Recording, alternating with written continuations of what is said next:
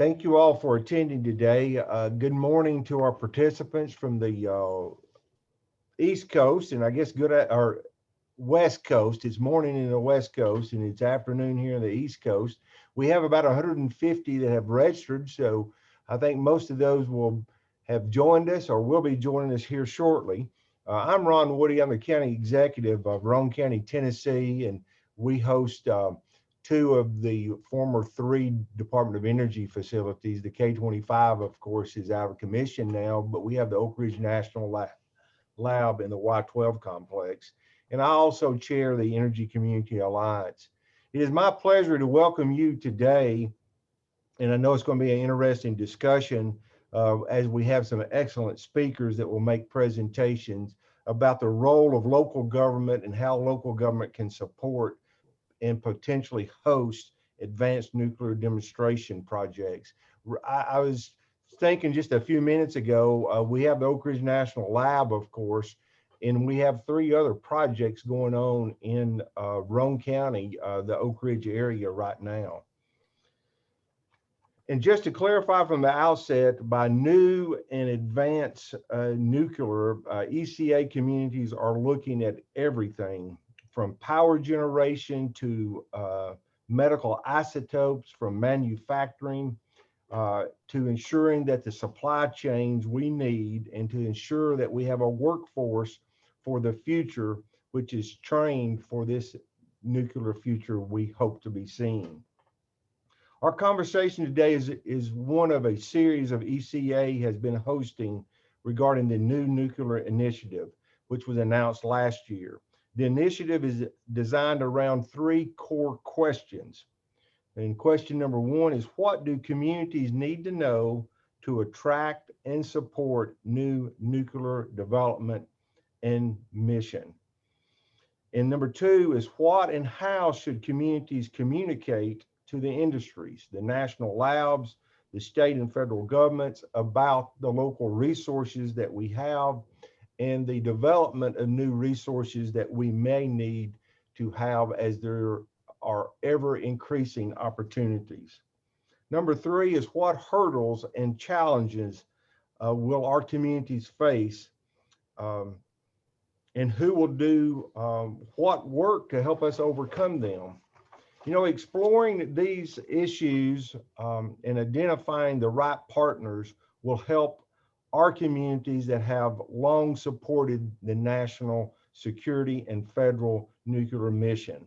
And it will help us be part of a safe and nuclear future. It's a future that we think will leverage our people and our experiences, and it will enable us to have economic development and contribute to a low carbon environment. It is a future that we think will be very comprehensive in the energy strategy. And with that, I want to thank everyone who's online today for joining us. I want to thank our excellent speakers for joining us today, and as you share your experiences and your insight on the new nuclear future. I know we're looking forward to a very productive conversation. And with that, Carol Colton, our ECA, Karen Colton, I can't get that out this morning. Kara, take over, please. Thank you all for being with us. And do we know how many we have right now? 78, I'm showing. Yeah, 79, going up. Thank you so much, Ron. Hi, my name is Kara Colton. I am the Director of Nuclear Policy at the Energy Communities Alliance. I am very excited about our discussion today and the lineup of speakers we have. But before, I do just want to take a minute and note the passing of Pete Lyons. I know a lot of us have seen wonderful tributes written to him everywhere, actually. He was a great supporter of the Energy Communities Alliance. I know he was a mentor to many of the folks that I've had the pleasure of working for. And so in a way, I guess he mentored me indirectly. Many of you all worked with him when he was an NRC commissioner, when he was the Assistant Secretary of Nuclear Energy, when he was in Los Alamos, where, speaking of his commitment to communities, he actually was on the school board in Los Alamos. He was an advisor to Pete Domenici. I think I already mentioned that he was an NRC commissioner. It's because of him that we have programs like NEUP, the Nuclear Energy University programs, and that a lot of the prioritization and the elbow grease, if you will, came under Pete that led us to this point that we're at to have these kinds of conversations today. So just before we get started, just a moment and thoughts of Pete Lyons and gratitude for getting all of us here today to this point.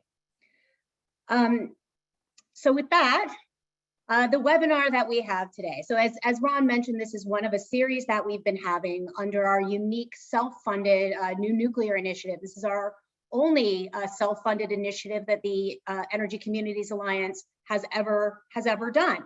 And we've had a great new group of people conversing with us under this initiative.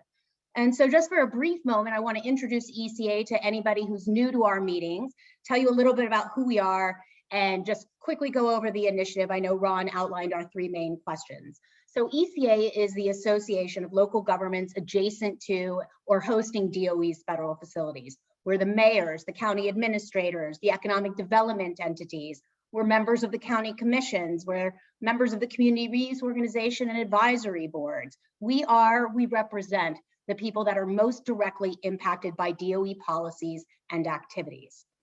We're also communities that have long been engaged with DOE and nuclear activities. We're knowledgeable about, and in many ways, we're driven by the nuclear missions that we host within our communities. And as we've looked, we've seen, like all of you, bipartisan support growing for new nuclear. And it's been growing in DOE, it's been growing in Congress, it's been growing across federal agencies. Just last week, the State Department announced that they were launching the Foundational Infrastructure for Responsible Use of Small Modular Reactor Technology program. There's been increased investment from the private sector. And we recognize that we have a critical role to play that will match the strengths and the outlooks for our communities with these new nuclear opportunities. In essence, we're trying to get smart, we're trying to get engaged, we want to be part of it. So over the last few months, as Ron alluded to, we've had a number of different sessions. We've focused on a bunch of different issues, and we're not close to done. So please be ready to be tapped on to speak with us again. We've talked to experts about nuclear workforce development, about promoting nuclear through STEM programs, about aligning energy planning with economic development goals. We've discussed how to discuss nuclear in this environment, what the words are that we should be using, decarbonization, part of the overall energy strategy. We've talked about it as a baseload resource that can support for renewables. We've talked about it for industrial purposes, for producing hydrogen. And we're even looking about what the Biden administration's environmental justice program might provide as an opportunity. And then on the other side, we want to be part of the answer. And we think we can be part of the answer, especially the questions of where. Where does anyone want to put these things? Where can we leverage existing successful nuclear workforce, successful training programs, successful relationships with unions, with community colleges, with universities? Where is there existing infrastructure, good access? And where is there interest in having new nuclear? We want to help answer those questions. So with that, today we're going to talk about the role for local governments in potentially hosting advanced nuclear demonstration projects. When should we get involved? How should we get involved? Who should we be speaking with? And to kick off the first conversation and our keynote session, I will pass this over to Rebecca Casper, the mayor of Idaho Falls. I think she has some familiarity with the Idaho National Laboratory, but she also is gracious enough not only to serve as the secretary of the forgot our own name, of ECA, but she is also the chair of our New Nuclear Initiative. So thank you very much, Mayor Casper, and the floor is yours. Well, thank you. Good morning again. And as Kara mentioned, I'm Rebecca Casper. I serve as the mayor of the city of Idaho Falls. and I'm an ECA board officer and chair of our new nuclear initiative right now. Today, I'm really excited to introduce and to facilitate this keynote session with Christine King, the director of the Gateway for Accelerated Innovation in Nuclear Initiative, and that is often referred to as GAIN. And then Ashley Finan, the director of the National Reactor Innovation Center, often known by the acronym NRIC. These two women are out front, leading federal efforts to realize all the potential benefits of nuclear energy technology, while helping to ensure necessary information and resources, technical, regulatory, and financial, are all available for industry and for stakeholders. My experience with these two leaders, my personal experience, is limited, but as mayor of an NE community, I can say with confidence that these women and the leadership roles they fill are held in very high regard. They ooze intelligence, as you'll soon see, and I have found that their style and manner is to be really direct and forthright in their assessments, which is perfect. They're not out there to pitch to do a sales pitch. They're out there with a very serious role to play, and they just play those roles beautifully, in my opinion. For ECA members, as potential host communities for advanced nuclear missions, we look to these initiatives, GAIN and NRIC, to better understand the government's priorities and timelines and opportunities for us to be able to coordinate. Maybe, as a way of stating, restating some of what Kara said in a less elevated manner, I'll just say that as communities, we love to welcome good things into our communities.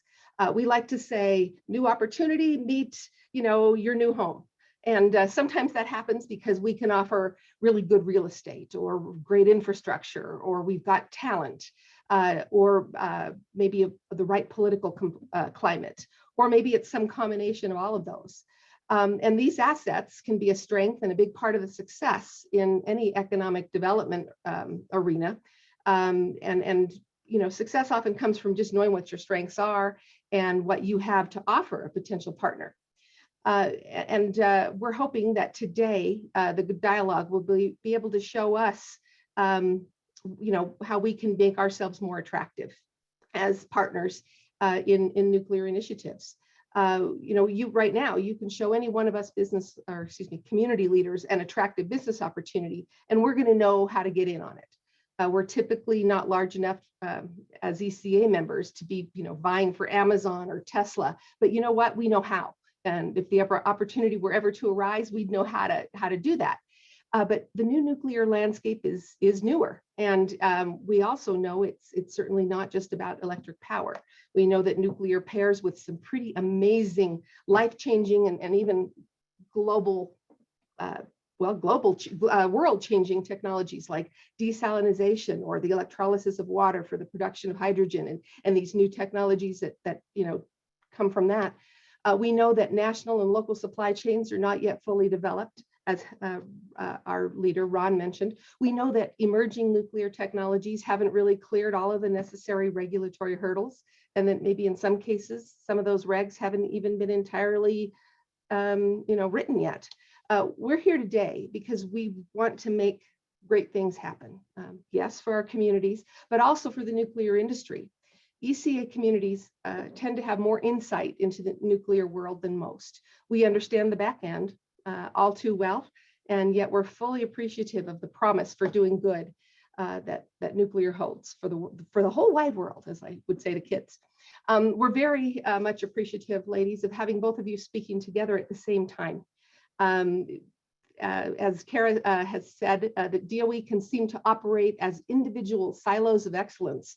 As one entity, the Department of Energy is what we like to be able to visit with, but not understanding all those silos, it's helpful to be able to see how two silos interact. And so teaching us today a little bit about how, where, and when we can engage with you, that's something we're looking forward to. So first, we're going to hear from Christine King, the director of GAIN. And this initiative was established to bridge the gap between nuclear innovators in private industry and the capability of the nation's national laboratory network. Christine has a long history in the nuclear industry, including 13 years with the Electric Power Research Institute, or EPRI to some others. And prior to joining GAIN just over a year ago, she was the operating director for an emerging venture capital firm, focusing on bringing private capital into developing advanced nuclear. That is something we hope we can have some time to talk more about.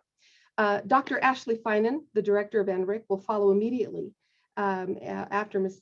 King speaks. As director, Ms. Finan is responsible for overseeing initiatives to produce resources to reactor innovators to test, demonstrate, and conduct performance assessments to accelerate the deployment of advanced nuclear technology concepts. Prior to NRIC, Ashley served as the executive director of the Nuclear Innovation Alliance and as the director of nuclear innovation at the Clean Air Task Force. So everybody, after their remarks, I'll come back and facilitate a discussion between them and take Q&A from webinar participants. So please feel free to submit your questions via the Q&A function on your toolbar anytime during the panel, and we'll do our best to have a great discussion afterward. So Ms. King, it's all yours. Take it away. Thank you very much. I have to say, I appreciate all the energy that everybody has brought forth. And maybe to start with a little bit of a geek joke, may the 4th be with you. I'm sorry, I'm from a Star Wars family. I'm married into it. You know, you just have to go with it. And Kara, thank you very much for recognizing Pete Lyons. I had the opportunity to interact with him on a difficult subject, and it's very easy to say that Pete represents a scholar and a gentleman in all of those ways. So thank you for that. With that, we're going to pull up some slides because it wouldn't be a Zoom call without slides and little tiny faces. So the intent here is not for us to spend a lot of time on this. So I will speak a little bit quickly because I think from our preparatory call, the questions that Mayor Casper have for us are much more interesting than our slides. So with that, let's go into the speed round. So the first question we had was, so what's NE doing? So in January of this year, just prior to Rita Barenwall stepping down as NE1 and going to EPRI as the Chief Nuclear Officer, she left behind a new strategic vision. What's important to note here is a focus on nuclear energy and what nuclear energy can bring, which is more than power. And I think this community already understands that. And I'm looking forward to the discussion of how we accelerate that and actually make that real in our communities. You know, this is focused on not just what this technology can bring, but how it does fit into our communities, how it helps us meet our environmental needs and targets in an economic way. So with that, next slide, there's actually 5 goals. I decided to focus at this point on 3 relative to the nuclear technology. So goal 1 is all about the existing fleet. And this is really, how do we help our existing fleet look at markets beyond electricity? There's several hydrogen pilot projects going on. How do we support continued operation and reduce the operating costs for those fleets? I look at this as a clean energy professional as an important aspect of preservation of infrastructure. If you've looked at carbon emissions and where they come from, cement and steel, new cement and steel in particular are technologies that are carbon intensive, and therefore preserving this, whatever infrastructures we have, is important. Goal 2 is really where we're going to spend most of our time. And this is what Ashley and I do day in and day out, which is really considering what it's going to take to achieve the deployment of advanced nuclear reactors. So I'm going to skip over that for right now and then go to goal 3. None of this happens without a fuel cycle. And so I think it's very, very important as we move towards deployment that in parallel, we make sure that we have the ecosystem necessary to support the deployment of these new nuclear reactors. That's on both ends of the supply chain, right? So where we're going to get HALEU and TRISO, how we're going to manufacture that, and from a waste perspective, how are we managing that today and how we might manage that differently going forward. Next slide, please. Okay, so coming from private industry into government, this is actually, and I know nerd town again, but this is actually what excited me the most, was actually to have performance indices and milestones for achievement associated with each one of these goals. You'll see here there's some near-term activities around scalable hydrogen generation pilot projects. In 2025 for our existing fleet, working in accident tolerant fuel for its economic benefits, the ability to purchase fewer fuel cycle,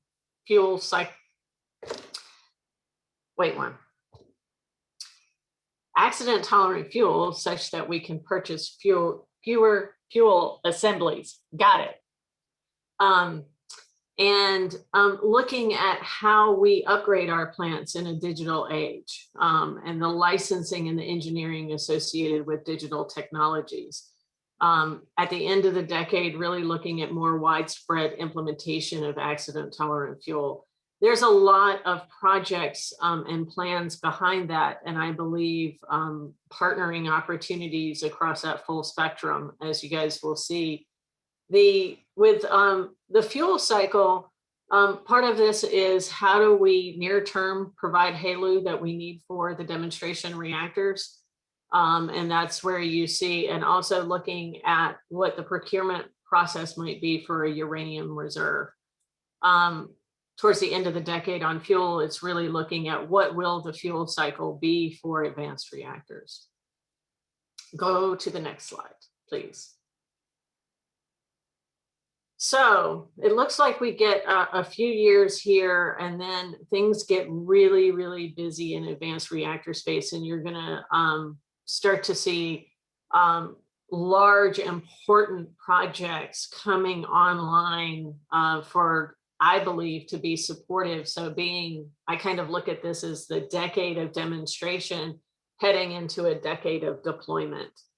So, we'll see micro reactors come on board. We'll see hybrid energy systems be demonstrated. We're going to talk a lot about advanced reactor demonstrations in various different phases going forward. Looking at the first commercial operation of a small modular reactor of light water reactor technology, more than likely. And then in the mid 2030s, bringing 2 more advanced nuclear designs in. All of this, the demonstrations, I think the most important part is through partnership with industry. This is not something where we're building it within the DOE complex and sending it out from there. So that was really to try to give you a little bit of an overview on what NE is going to be focused on. Kara, I could share with you the strategic plan, the strategic vision, if others wanted to see it in more detail. There's a lot of text that goes behind it. I just pulled out my favorite parts. Next slide, please.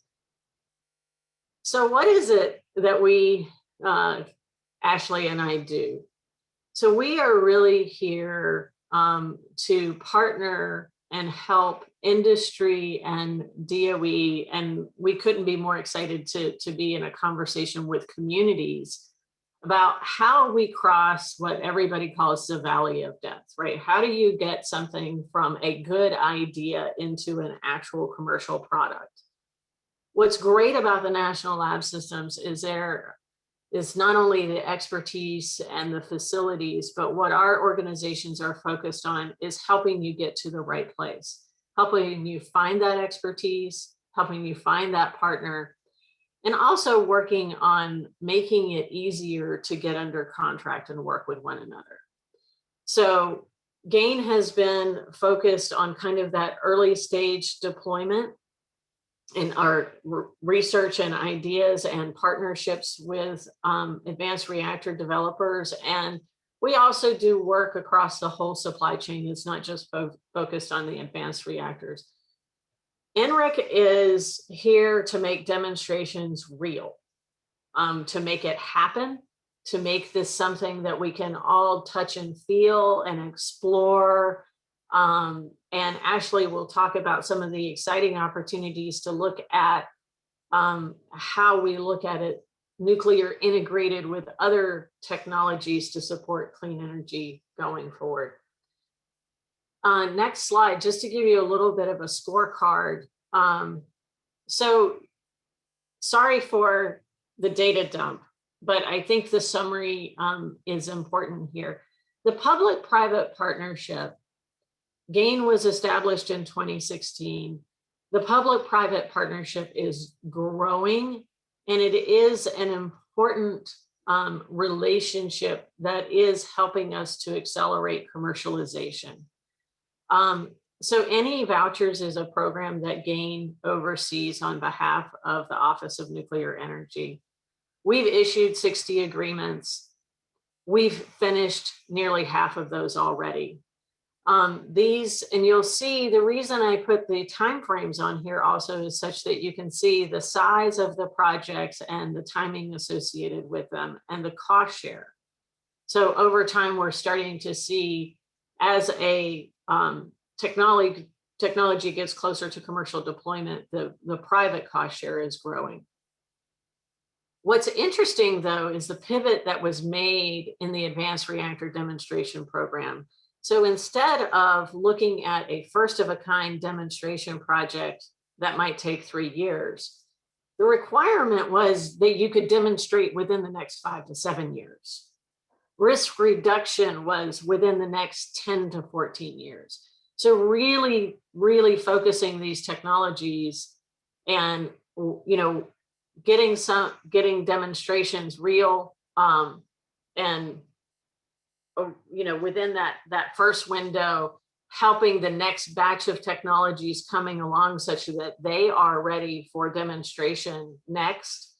And then the final batch here is looking at further advanced reactor concepts that might be ready for demonstration in the mid 2030s. This is important to me because this represents a healthy pipeline of innovation and entrepreneurs, and hopefully to you represents a healthy pipeline of potential partners. You'll see over time that we have grown from a couple million in this space. And these are only, I picked three public-private partnerships. There's many different opportunities within the DOE complex, but these tend to get more attention, and I think are more flexible for that industry and private engagement. But you'll see we've grown from a couple million, and now while this is not actually approved and allocated dollars, if you actually look at what will be completed on the ARD projects, we're at billions of dollars committed in these projects. And I think with that, now that I've talked about how much wonderful money is out there, Ashley's going to talk about what we're doing with it. Great, thank you very much, Christine. And thanks to ECA and Mayor Casper for having us here and introducing us. And again, Cara, thank you for speaking about Pete Lyons. He certainly was a mentor to me, and I miss him very much. Next slide, please. Great, so you heard Christine speak quite a bit about these advanced reactors, as well as about integrated energy systems. So I'm going to take a few minutes here just to introduce what they are and what they can do for us. In the advanced fission space, there's a broad spectrum of technologies that are being developed, and we can categorize them in terms of their capacity. And one of the most notable differences from the ones that we see around the country today is that they are all different sizes. Advanced fission ranges from microreactors up to very large reactors, more comparable to today's plants. The microreactors are on the order of less than 10 megawatts. And then we have small, medium, and large reactors on the scale of a gigawatt. And at the bottom of the slide here, you can see that a small town runs on about 1 megawatt, a mid-sized city, a gigawatt, and then the United States, a terawatt or 1,000 gigawatts. There are also a variety of different coolants available in these designs. So there are gas, sodium, salt, lead, and some water coolants. And today's reactors around the country are generally cooled by water. The advanced reactors use other coolants in order to attain improved performance, improved efficiency, improved safety characteristics, and the ability to produce high temperature heat for other applications, like Mayor Casper mentioned desalination as one potential application, but there are others. Hydrogen production, for example, is another one where you need to take advantage of high temperature heat in addition to electricity. These technologies are clean, just like today's plants, and they're high availability, just like today's nuclear reactors, but they're reaching out for more diverse markets. And as I mentioned, they're targeting improved safety, waste security, and economics. And importantly, there's a great deal of activity here. There are more than 60 private sector projects, and that's something that the organization Third Way has done some good cataloging of.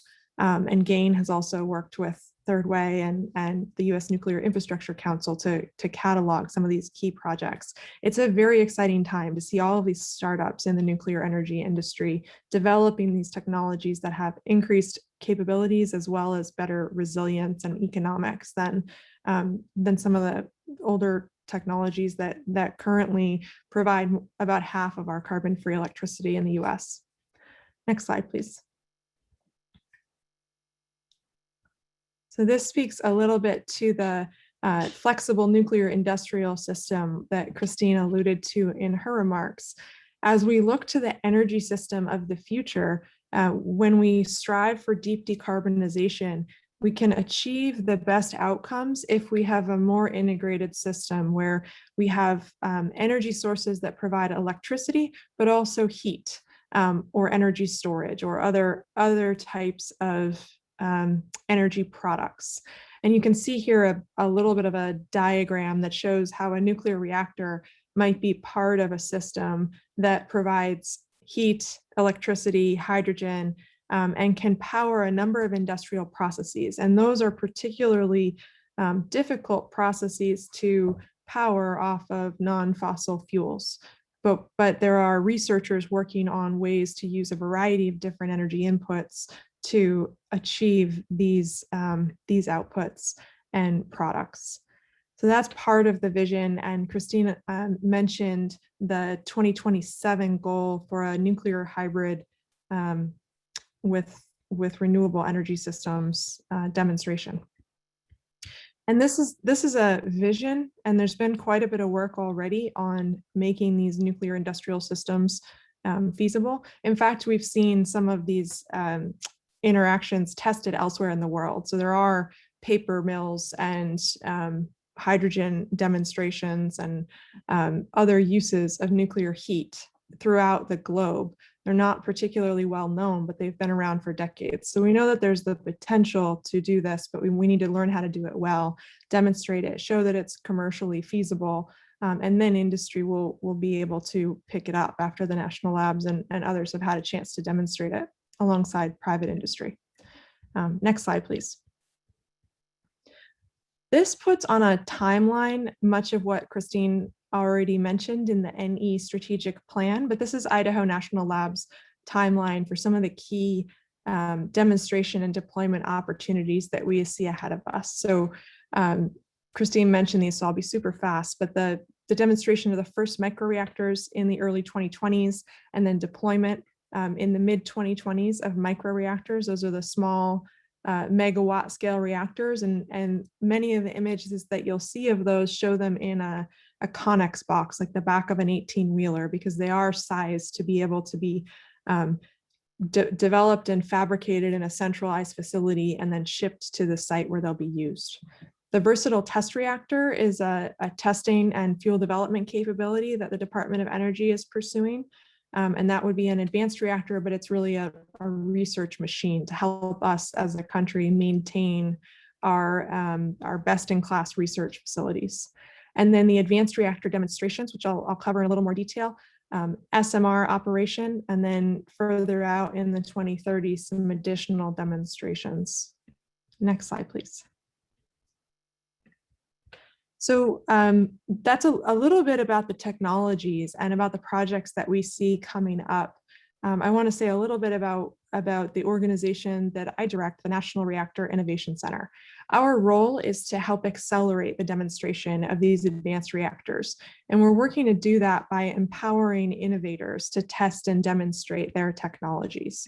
So a few of the key things that we're doing there are on this slide. So the first is developing a demonstration resource network.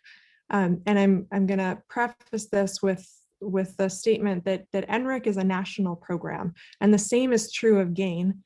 And I want to emphasize that both organizations are headquartered or centered at Idaho National Laboratory, but we work with all of the laboratories that are doing nuclear work. We are national DOE NE programs, and we see our remit as including development and demonstration all over the country. So NRIC is developing a demonstration resource network such that innovators and their stakeholders and investors can see their pathway to demonstration in the various capabilities around the country at the many national laboratories. And those resources include test beds, so existing facilities where they could build demonstration reactors inside of an existing facility. They include demonstration sites where they could build a new building or a new demonstration reactor, and experimental and fuel facilities that are critical to having successful demonstrations. Those are a few examples, but we also have really important subject matter expertise around the various national laboratories and other capabilities that we're capturing in this demonstration resource network. We have a significant program in regulatory risk reduction, and these demonstration efforts and their experimental counterparts involve NRC regulation at the Nuclear Regulatory Commission, but in some cases also involve DOE authorization for activities on DOE sites that are non-commercial.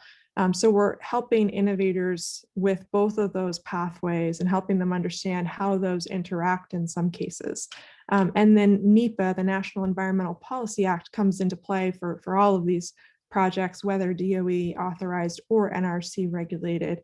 And we're doing a lot of work to try to prepare for that process, to do some generic preparatory activities that will help us evaluate environmental impacts at the front end here instead of as an afterthought. Of course, we want to do it at the outset.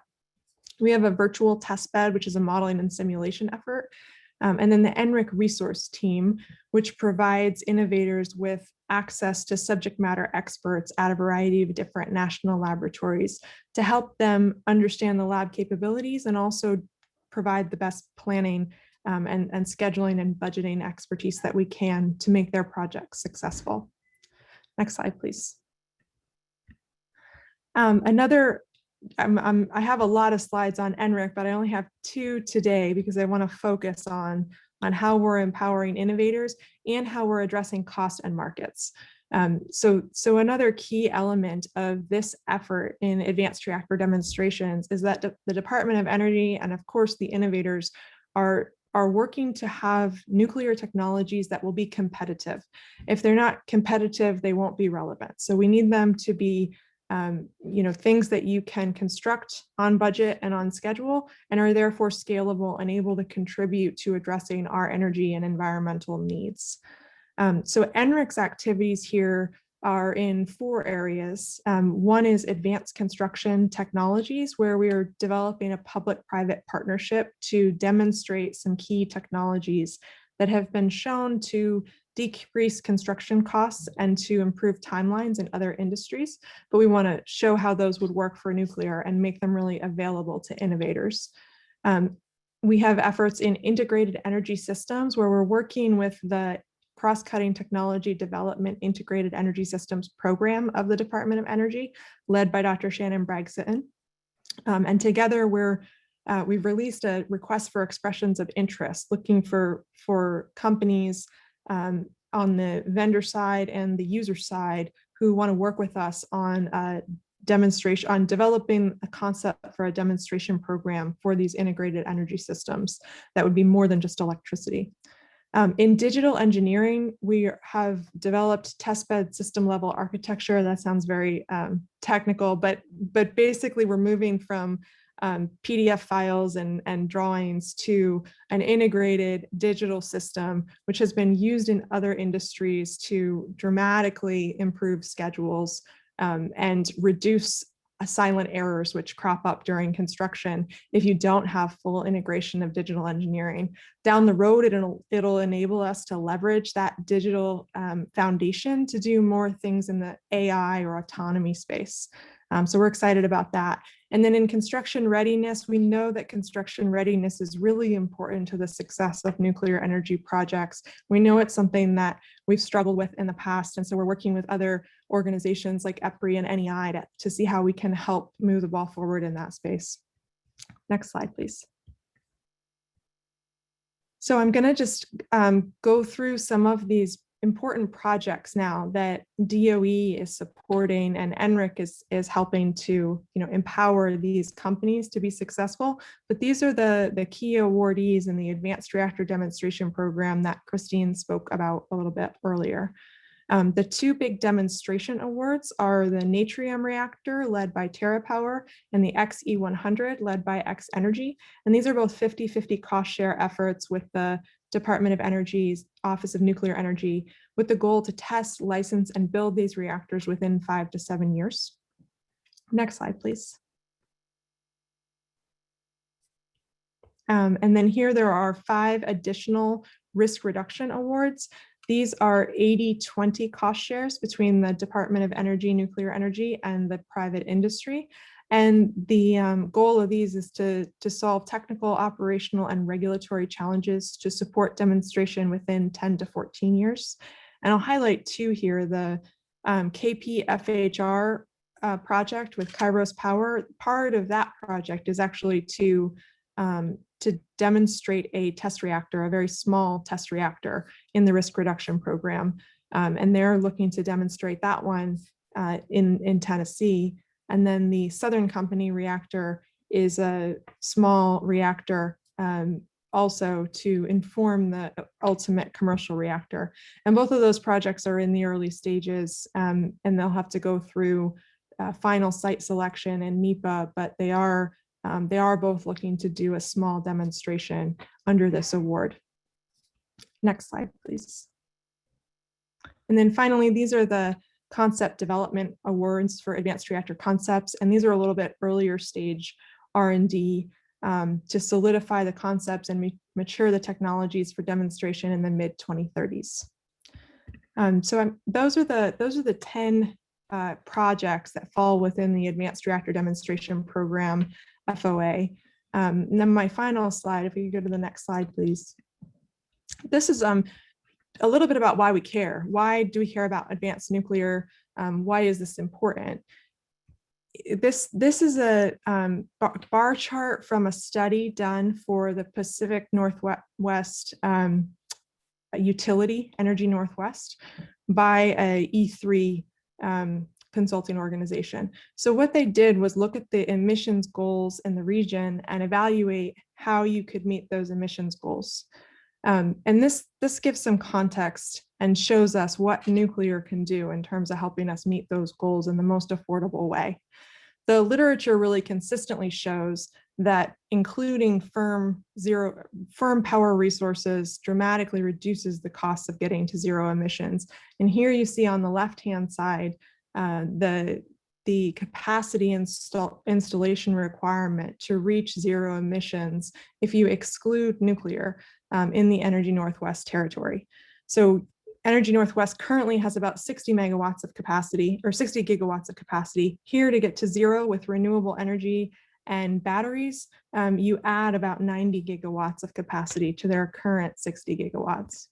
If you extend the license of the Columbia Generating Station, the existing nuclear power plant there, it gets somewhat smaller. If you add SMRs into the picture, it goes way down. You end up here in the final column adding 6.5 gigawatts of nuclear and avoiding 91 gigawatts of installed capacity of variable renewables and storage.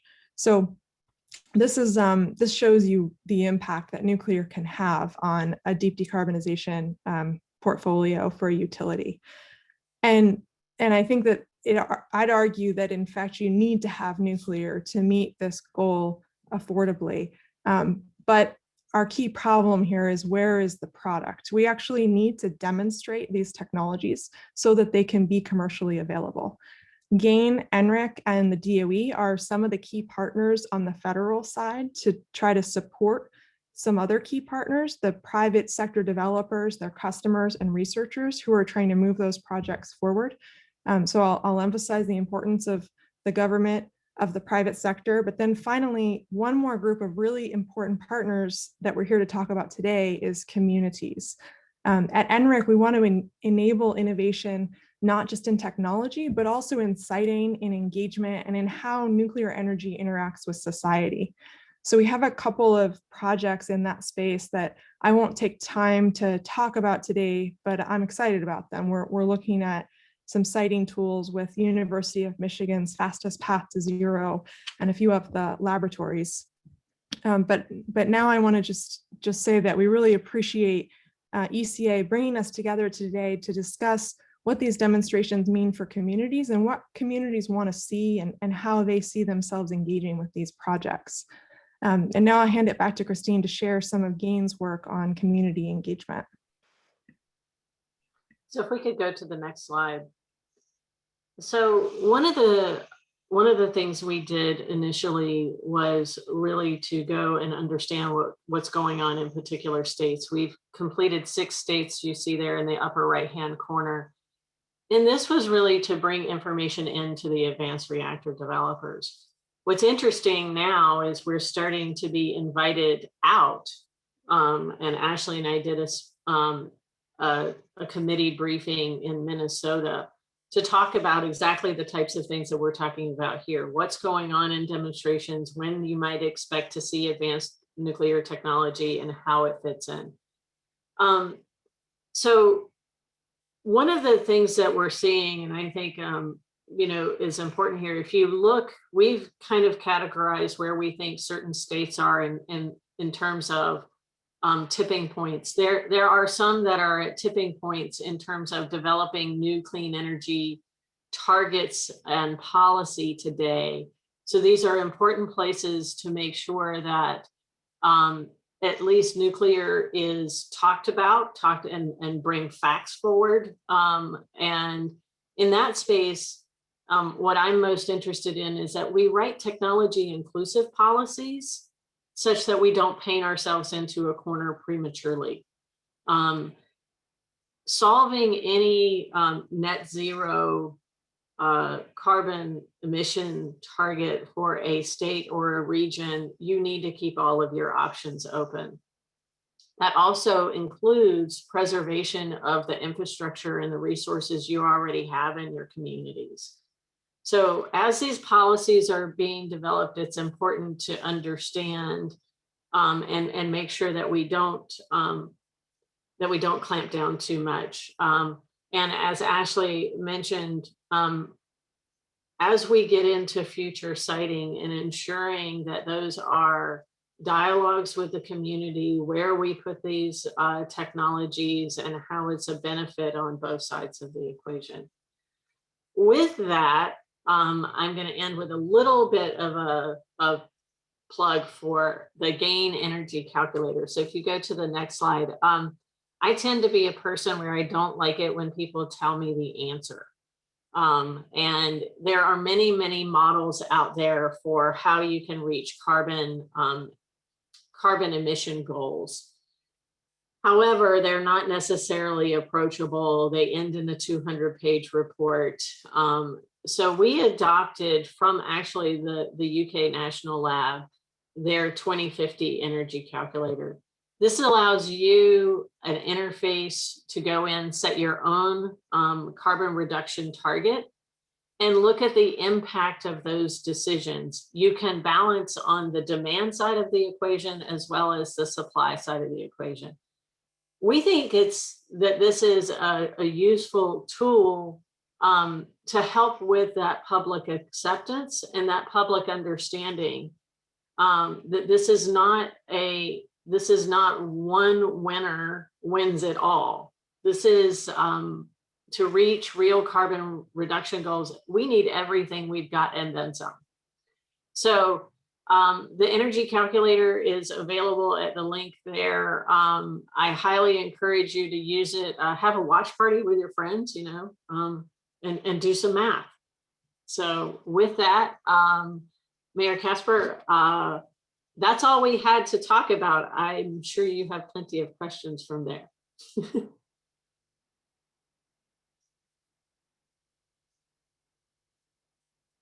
Mayor Casper, you're muted. Yep, you're on mute. It has to happen in order for it to be a real Zoom call. So Mayor Casper, okay. Thank you for volunteering. I win. Yeah, had to go first. Anyway, we do have questions. We have questions from the audience, and we just have, I guess, some general questions. But let me just start with something that maybe you're not expecting. But let's talk a little bit more about money.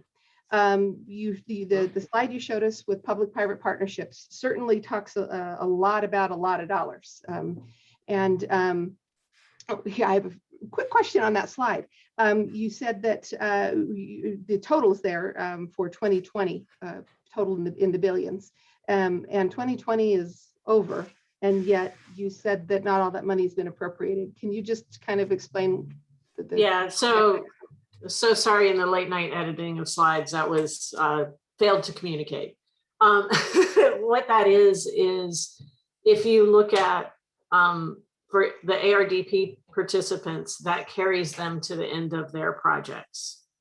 So not all of that money has been allocated, appropriated, or whatever official government language it is, but that's what the companies have said they need to complete the scope of work they've agreed to with the DOE.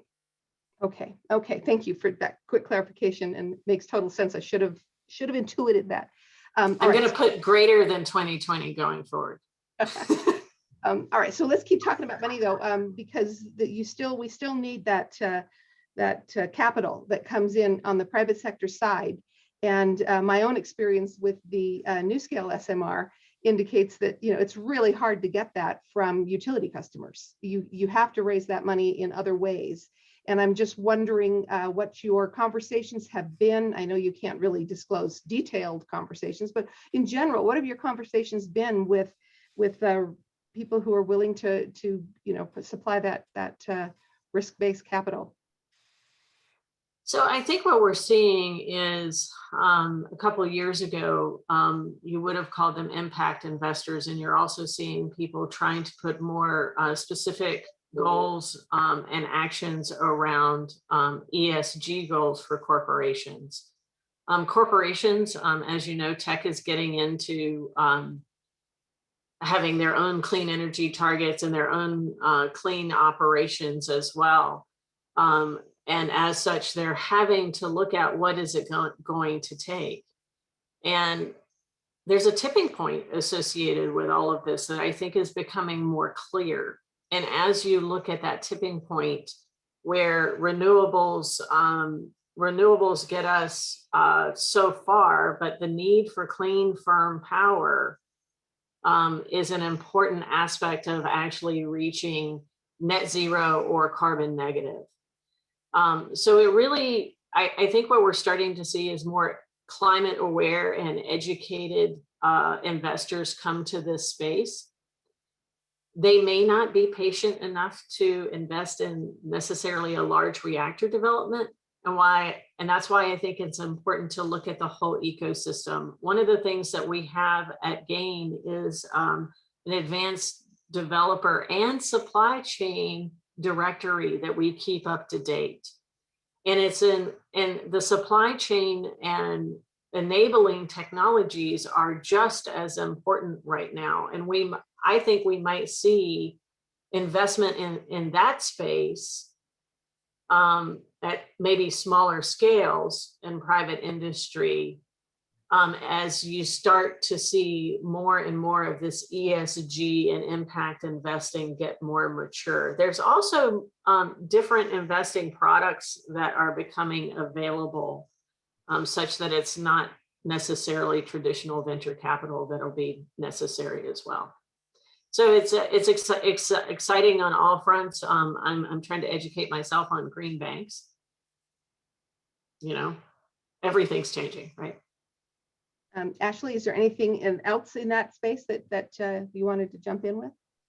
I think that Christine did a great job with that. We are also seeing, aside from the venture funds and the other risk capital, we're also seeing strategic investors, industry partnerships that are bringing in investment to help support these projects moving forward, because they see a positive business outcome down the road for being part of the project.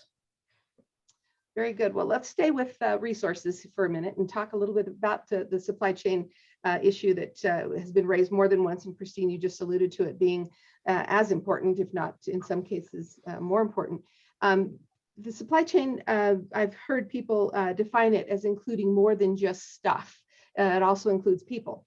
And Kara, I think in her intro, definitely pointed out the work that we have been trying to do as communities to make sure that we have, that trained workforce. I think we're all pretty good on that one, understanding the importance there, but certainly if there's anything you wanted to share on that.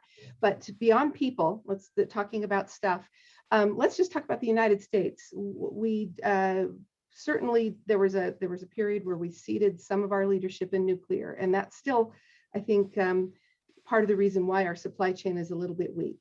And other parts of the world have certainly jumped in and embraced nuclear in ways that we haven't. Are we beholden to their leadership now, or is there a master plan in place to sort of make sure that we have the capacity to do our own manufacturing here in the US? So I would say that this is a really important topic area, and I'm not sure that we have it all figured out, but the NE strategic plan is very attentive to this issue. And one of the objectives of the Advanced Reactor Demonstration Program at DOE is to develop some of that supply chain, to have this government cost share come in and support these projects to reestablish some of our missing supply chain. There are a couple other attributes of advanced reactors that I think move us towards being more self-sustaining. So many of them are using smaller vessels. And one of the key supply chain issues is in these large pressure vessels that can only be made in a couple places in the world.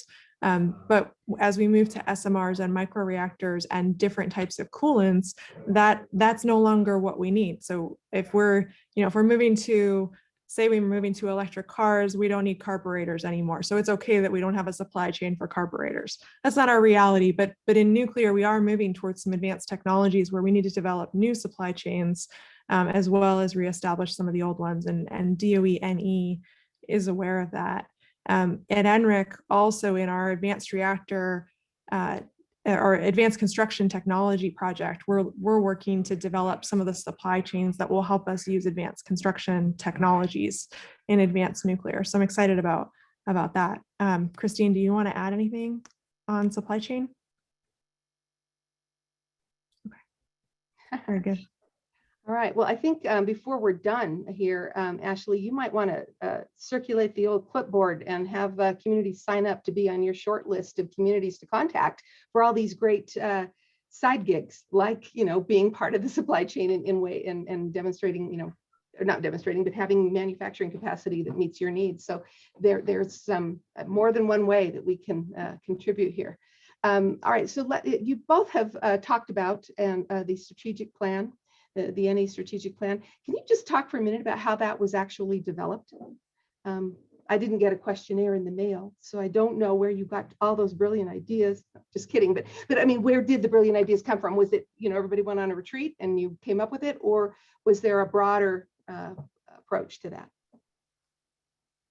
So that was kind of under development when I joined. So I'll tell you what I know about the legend, and then we'll go from there. It was a collaborative effort, working with national labs and NTDs, but more importantly, as you guys know, Rita Barenwall was dedicated to the relationship with private industry, and I have no doubt that it was developed in concert with discussions with private industry as well. It's important to me that we put pen to paper and commit to some milestones, right? Because I think that's been one of the weaknesses we've had is moving the football, so to speak, right? And I think it's important, and certainly Ashley and I talk a lot about the importance of hitting these milestones and such that we enable private industry and communities to do the work that they need to do to plan for deployment. We can't wait to finish a reactor and then start working on the deployment. We've got to do parallel path. All right, so one of the, I can't remember, I was trying to flip through, I tried to take pictures of the slides, and I was trying to flip through to find the picture that talked about the various goals 1 through 5 here. But one of them, if I'm not mistaken, talked a bit about fuels. And let's just talk about the recycling of fuels and where that fits into the whole conversation. And how it fits into the waste conversation, or the spent fuel, which some people think is waste conversation. Do you have any comments there and how that fits into the strategy? Yeah, so I think what's interesting for this new batch of reactors is the possibility that we can recycle the waste, and I do call it waste because we're not using it yet. When we use it again, you know, it has a lot of potential, as you know, if your community is the host for a dry storage site, there is a lot of potential in those dry storage casks. But other countries have reprocessed, and recycling is not necessarily a complex thing. There's a lot of infrastructure associated though with figuring that out, and what recycling might look like. It is an active conversation amongst the advanced reactor developers. And also there is innovation in looking at what we do, how we store our waste going forward, period. So, you know, do we go to an integrated facility like Yucca Mountain? There was recently an ANS, NE, the Assistant Secretaries of Nuclear Energy, they got together and they did a session. And it was interesting that each one of them said, you know, now is the time for us to move forward on spent fuel, to come out and have a particular plan. The NE strategic vision does have work associated with waste. And looking at how we might recycle. Unfortunately, we didn't get a performance indicator to go along with that one. In the community, I think it's important. Like I think it was very astute that you recognize there's a difference between waste and spent fuel, but for many people it is waste. And you know, coming and talking about what its potential might be, and that might be a useful input stream for this new technology is what I'm most excited about. I think I'll just add that, you know, I agree with Christine, and, you know, the advanced reactors, the fuel cycle, a lot of that is a policy decision, and it's a community and a national decision which way to go on that. But the advanced reactor technology enables us to make that decision because it opens up new possibilities and we have more options and more choices with advanced reactor technologies. And I think that that's a positive. The technology is not holding us back. We have more options, we have more choices. We're also demonstrating some of them in the process of building advanced reactors here. We have a program within DOE NE that is taking spent fuel from the experimental breeder reactor 2 that operated at Idaho National Laboratory and actually using some of that material that's quite valuable in order to produce material for the first of a kind advanced reactors. So that's not the scalable long-term approach to the fuel cycle, but we are demonstrating that it can be done in that effort. So the technology here is really promising and gives us more options. You know, that's looking for talking points on this. You've actually flipped it a bit. It used to be, or I think many of us maybe would have gone into this dialogue thinking, well, waste is still sort of an anchor that's holding the balloon down, right? That the conversation we want to rise.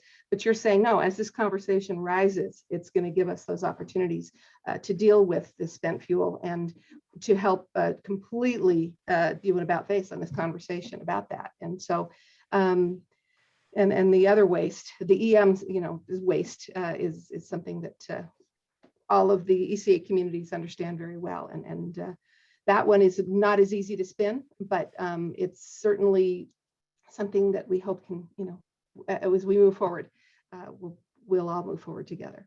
Let me just talk a tiny bit about the environment, the political environment.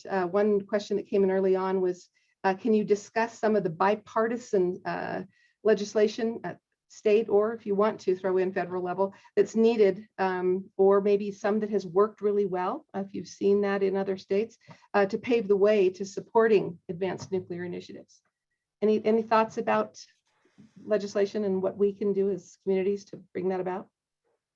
So you know, one, I think it's about identifying the resources you have available in your community to reach any clean energy target. I think I think you'll enjoy the presentation coming next from Energy Northwest. The Northwest region is really leading, I think, the nation in how they're looking at this holistically. There's not a green technology that they don't have or plan to use going forward. And it's about how all those technologies fit together. As I mentioned before, if I'm currently in the middle of Bill Gates' books on how to avoid a climate disaster. I think it has a lot of good ways to think about how you reach a clean energy target, whether that's 100% carbon free or whether you're aiming for carbon negative. We have some areas that are just going to be difficult to decarbonize. Electricity is going to play a major role in decarbonizing a lot of our processes going forward. So understanding how much you're going to need to be successful in meeting those targets and what is the right complement. I kind of look at this, you know, kind of like your retirement portfolio. Diversity is a good thing here. You don't want all your eggs in one basket. You need a system that's clean, reliable, and resilient, which is a new aspect that's coming forward in a lot of our communities. So what we're doing is where we have where we've been invited and where we're looking at these different states that are actively discussing clean energy targets, we're having conversations about keeping that language neutral, right? And keeping it technology inclusive, considering how you preserve your infrastructure. We're seeing some technical work going on about how to repower coal plants, which I find quite exciting. The steam side is not radically different. When you think about operating a coal plant, also in terms of workforce expertise, transitioning that over into a clean generating plant, is not necessarily a large leap as well. So I think there's a lot of positives going on in that space. We just need to not try to pick a winner right now, because I don't think we picked the right one.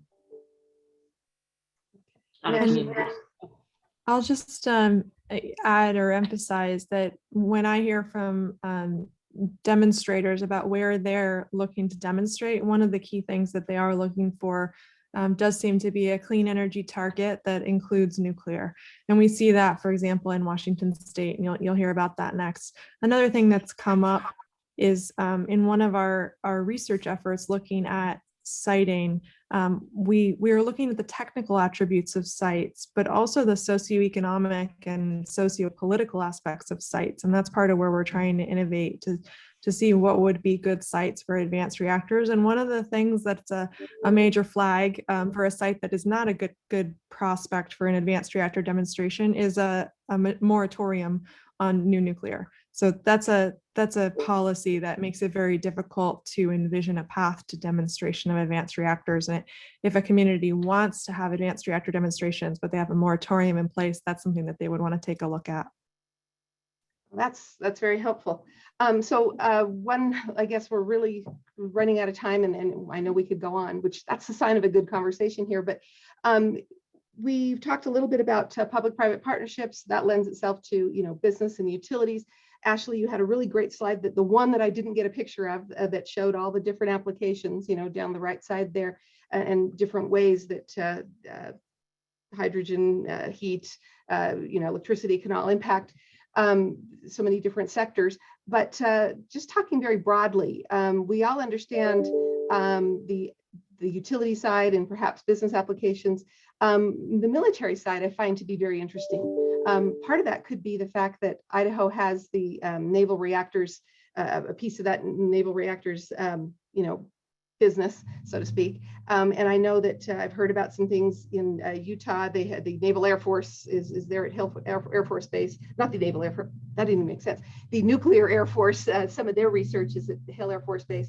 I'm curious about microreactors. I know that they're extremely attractive to the Army. Where is the Army's central location for their nuclear, demonstrations, or where's that going to live?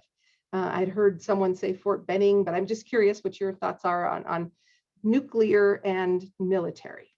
Sure. There are several efforts in the various arms of the DoD looking at nuclear energy and also NASA applications. So surface power on the moon, it's a way to power research and existence on the moon for NASA activities.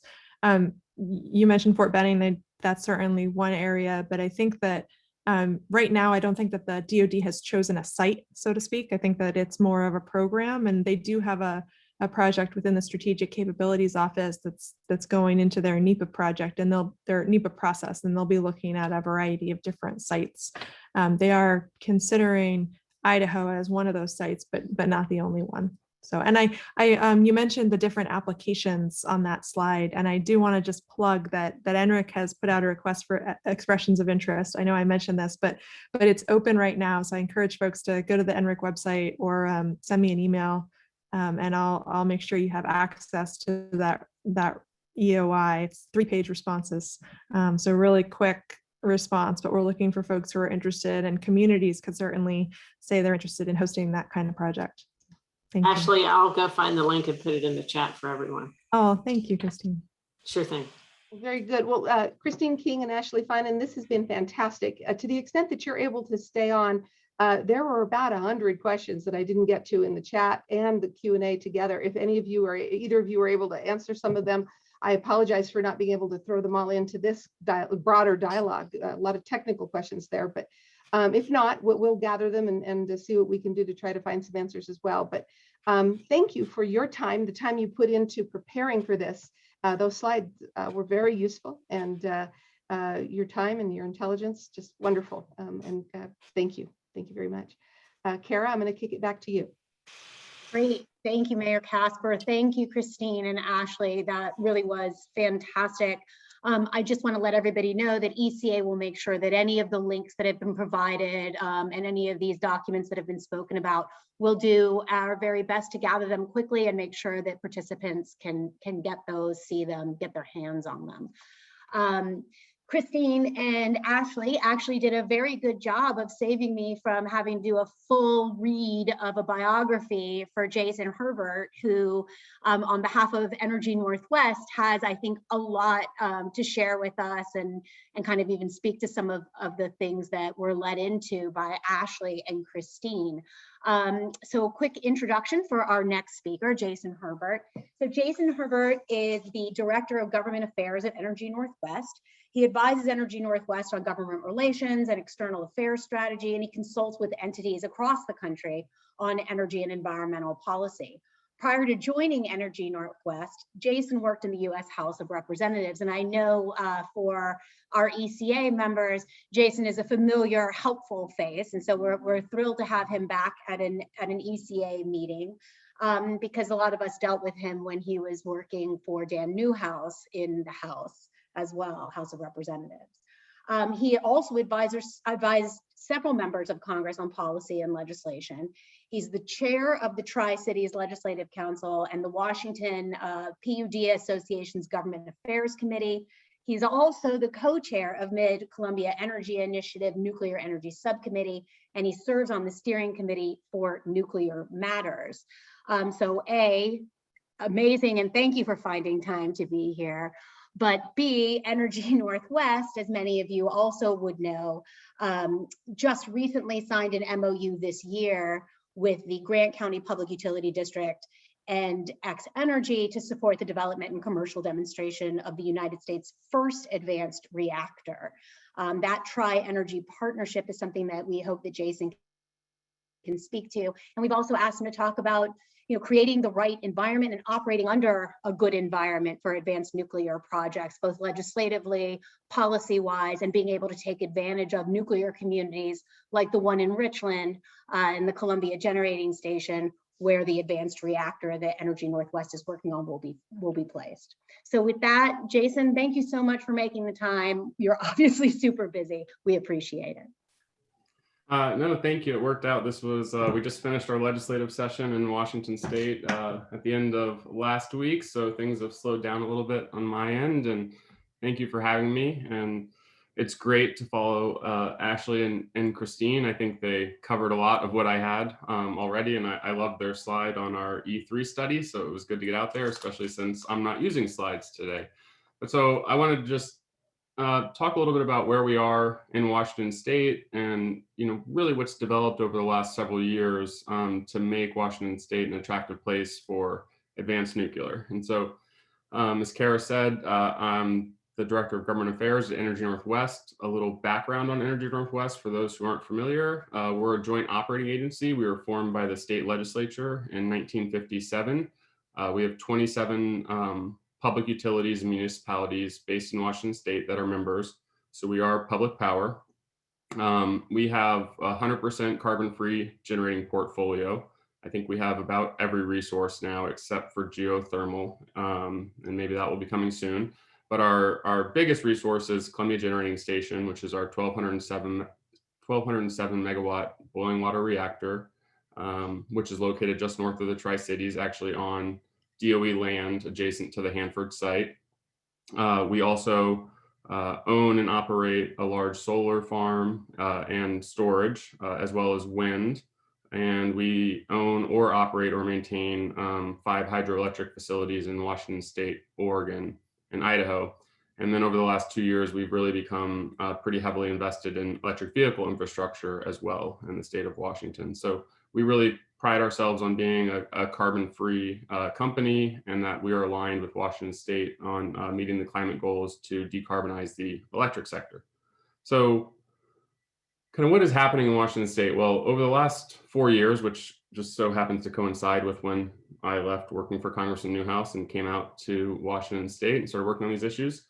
In 2018, in the state legislative session, Governor Inslee proposed a carbon tax bill, and we spent most of the session working on that. That bill did not include nuclear in it, and ultimately it didn't pass, but we started really engaging in the conversations about, okay, if we're serious about decarbonizing, if we're serious about getting to 100% carbon-free electricity on the grid, how do we do that? And essentially, we don't want to take any of our resource options that are clean off the table. And that's when we engaged in discussions with a lot of people that maybe we hadn't talked to as much in the past, environmental groups, other NGOs, think tanks like Clear Path Third Way that were mentioned earlier, but also with tribes and democratic legislators that were key to pushing kind of these decarbonization goals in the state legislature. So the 2018 carbon tax bill did not pass, and then after that, though, there was a ballot initiative that collected enough signatures, which was a much more ambitious carbon tax. So we had that on the ballot in 2018 in Washington State, and that also failed by a 55 to 45 vote. And so the legislature really kind of looked and said, okay, we need to address this in 2019. Otherwise, we're going to have something else on the ballot, and the legislature needs to show that they can tackle this issue. So in 2019, going in, it was a shift to a clean energy standard. And ultimately what was passed was known as the Clean Energy Transformation Act, or CETA. What was so kind of innovative or groundbreaking from our standpoint on that was that it does include nuclear. There are essentially two resource categories included in CETA. One is renewables, which you would classify as your traditional wind, solar, hydro, geothermal, and then even storage would qualify under there. And then there's another category, which is non-emitting resources. And that pretty much includes existing nuclear and new nuclear, but also other technologies that maybe haven't been commercially proven yet, but could come online in the future. So that was really meant to be a catch-all. So ultimately what CETA came down to was it sets the targets on where you have to be for meeting decarbonization goals in the electric sector. And it gives you the resources that you can use. It's a tech neutral policy where it says anything that does not emit carbon or greenhouse gases in the generation of electricity would qualify. And so we thought this was really important because we have a lot of public power in Washington State, which serves about 2/3 of the households and businesses in Washington State. And we think that utilities really are the best ones to make those resource decisions and not be kind of tied into saying, well, 25% of your portfolio has to be wind and 30% has to be solar. Each utility is so different, and how their rate structure and transmission and everything else, whether they're Bonneville Power Administration customers. So this gives them a lot more flexibility to make the decisions that are best for their utility and ultimately their ratepayers. And as public power, they're run by commissioners who are elected by the public. And so ultimately, we feel like this local control aspect is very good for making informed decisions that the community can support about what resources you're going to employ in the future. So CETA was really a turning point. And then I mentioned that our legislative session just wrapped up at the end of last week. And there were a lot of other developments in the 2021 session around more economy-wide decarbonization. Washington State passed a low carbon fuel standard, as well as a cap and invest bill, which is really a cap and trade bill. And then a piece of legislation essentially requiring all new vehicles sold in Washington State post 2030 to be electric vehicles if certain metrics can be met and they can figure out a way to replace the funding that you would get from the gas tax with some type of electric vehicle or road usage tax. So that's not clear as to how that will work out. But the point is all of these new policies will greatly increase load in the future as we have more electric vehicles coming online. And that load now has to be met with carbon-free resources. And so CETA's, to give a quick overview of what's in the Clean Energy Transformation Act and how it works, is there are essentially three aspects to it, or three parts. One is in 2025, there's no more coal generation in the state of Washington, but also, and this is really where it became key, is you cannot import coal-fired electricity from out of state without paying $150 per megawatt hour penalty. And then in 2030, you have to be carbon neutral. So essentially 80% of your electricity has to come from clean or renewable resources. And then the other 20% can come from carbon emitting resources, only natural gas in this case, since coal is off the table. And that has to be offset with renewable energy credits or alternative compliance options, things like home weatherization or investments in electric vehicles. other things like that. And then between 2030 and 2045, you have to start showing through your integrated resource plans that you're going to be able to meet in 2045, meeting 100% of your retail load with carbon-free electricity. So that's kind of SETA in a nutshell. So after SETA passed, Energy Northwest, we really started looking at, okay, how do we achieve 100% carbon-free electricity in 2045? You know, Washington State is already one of the cleanest energy producing states in the country. About 80% of our electricity is carbon-free, and that's largely due to the abundance of hydropower that we have here on the Columbia River system. But also about 8 to 9% of our electricity comes from nuclear, from the Columbia Generating Station. About 7% comes from wind, and less than 1% comes from solar. And about the remaining 20% is coal is 7% and natural gas is 13%. So even though we're already 80% clean, the issue is really getting to 100% is quite difficult, because the coal and natural gas are those baseload resources that are able to essentially support the renewables that have penetrated the grid. And as we go forward, simply replacing those resources with intermittent renewables doesn't get you to where you need to be unless you greatly overbuild renewables. And I think, as Ashley showed on one of her slides, when we're looking at getting to 2045, you know, we're going to need at minimum essentially 25 gigawatts of new generation and of new capacity. And the best way to achieve that is through a combination of renewables, storage, and new nuclear, while maintaining all the existing clean resources that are already on the grid. And what the E3 study really looked at too was, if you did it with just renewables and storage, you would need to build about 110 to 120 gigawatts just to make sure that you essentially had wind coming online at some point in the Northwest and solar coming online. You're able to store it and essentially keep the grid balanced and reliable. But that came at a cost of about $8 billion per year more than the scenario that uses a combination of SMRs, advanced nuclear, existing nuclear, and new renewables and storage.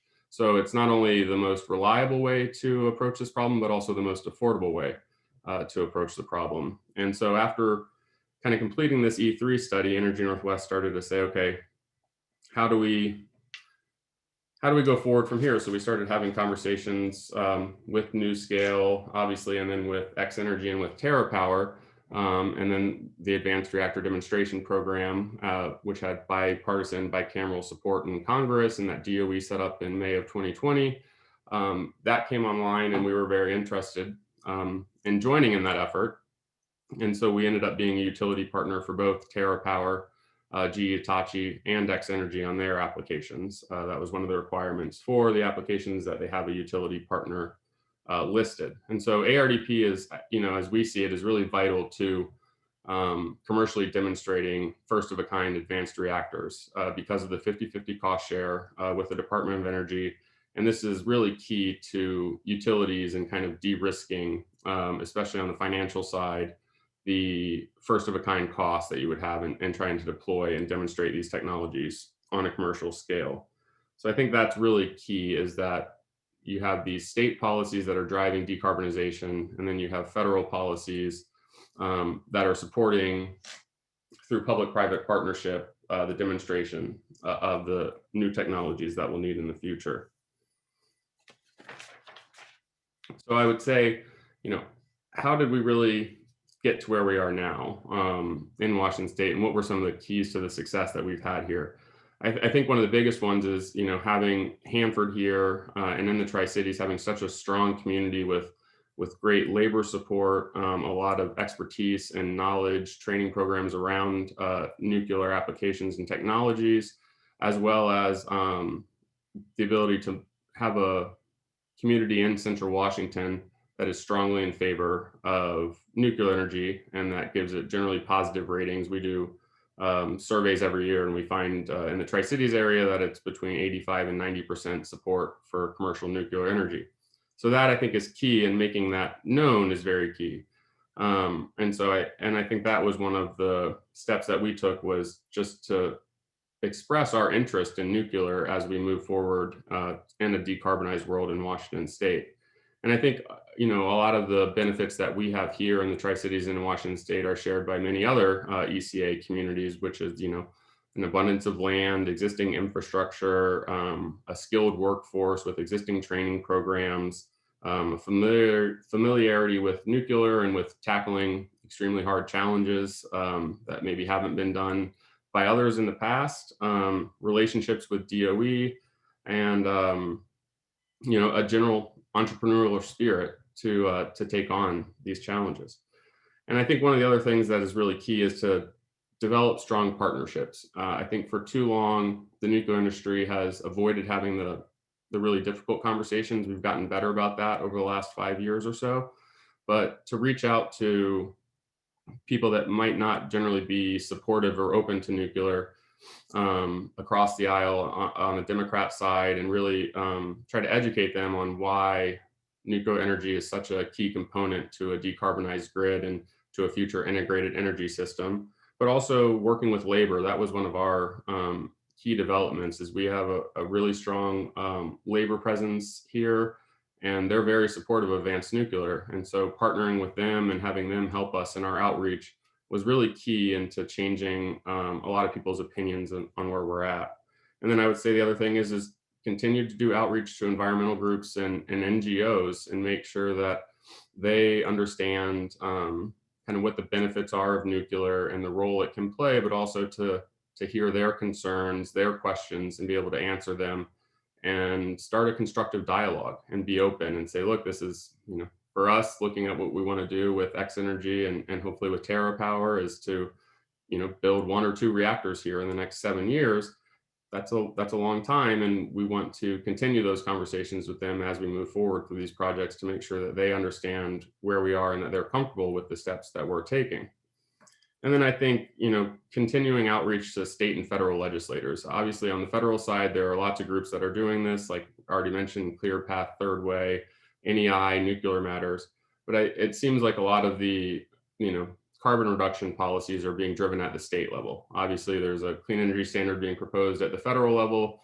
I don't know what that will end up looking like or if it will end up passing, but it's pretty clear that states like Washington, Oregon, California, and others are taking pretty drastic steps to decarbonize not just the electric sector, but the entire economy. And so I think the other thing too is to really, we don't ever want to denigrate the benefits of the existing fleet of nuclear reactors, which provide 19% of all the electricity in the United States, 10% of all the electricity around the world, 56% of the carbon-free electricity in the United States. But we do need to talk about the improvements and innovations and enhancements that advanced reactors and SMRs bring from a safety perspective, from a flexibility and dispatchability perspective, and their ability to integrate with renewables as we go towards a grid that doesn't have carbon generating resources like coal and natural gas. And then I'd just say, to really embrace the policies that are going on in states around decarbonization and be seen as an ally on those efforts is very key. For us at Energy Northwest, that was pretty easy since, as I said, we don't have any carbon emitting resources in our portfolio, but really Washington State is already, very clean when it comes to our energy portfolio. And so just making that known, but also being able to bring the expertise in to say, look, from a policy standpoint, 100% renewables sounds great, but here's why that doesn't work, especially on the time frame that you want over the next 25 years to be 100% carbon free by 2045.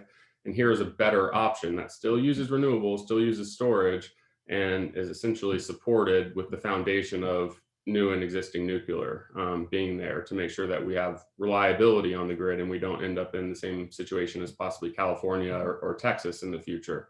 And I think that's a very compelling argument to people, because ultimately what they care about most is that their lights turn on when they hit the switch, and that electricity comes from clean resources. But I don't think it's so binary that it has to be one or the other, either renewables or nuclear. I think the mix together is a very compelling point to make. And we've seen that with a lot of message testing and studies that have been done by others, is that this kind of integrated energy system where you're using all of these different resources in a complementary rather than a competitive fashion to get to where you need to be over the next 20 to 25 years is the best approach.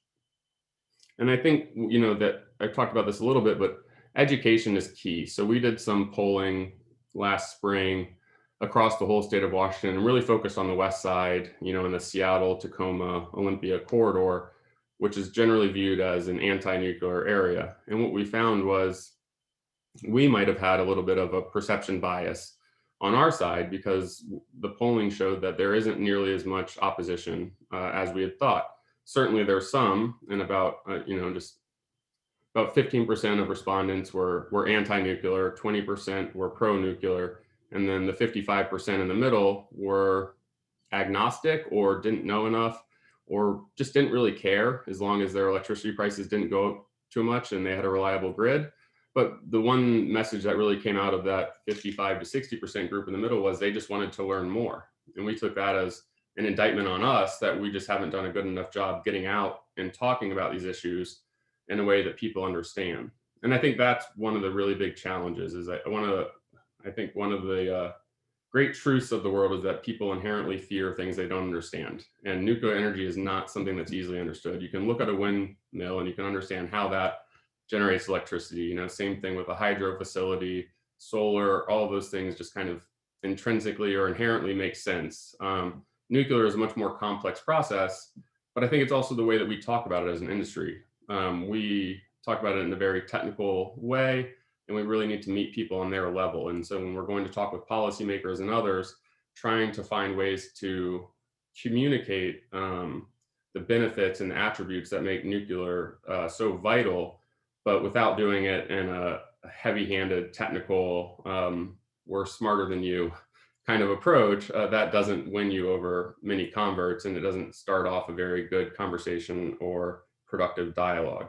And so I think, just really engaging in the tough conversations. And I think this is something that I would imagine a lot of the ECA communities can appreciate very well. Is one of our biggest challenges is we're right next to the Hanford site where we have 56 million gallons of low activity waste, high level waste, transuranic waste. And there's constantly misperceptions on social media that all of that waste was created by Columbia Generating Station, which didn't start operating until 1984, and Hanford started operating in 1944. So making the distinction between used fuel or spent fuel that we have, which is solid and can be stored safely in above ground steel and concrete casks for hundreds of years, versus the waste that we have from atomic legacy weapons waste. And that's a continuing problem that we have, but one that we're really trying to explain to people on what the difference is there and how these new nuclear technologies, by providing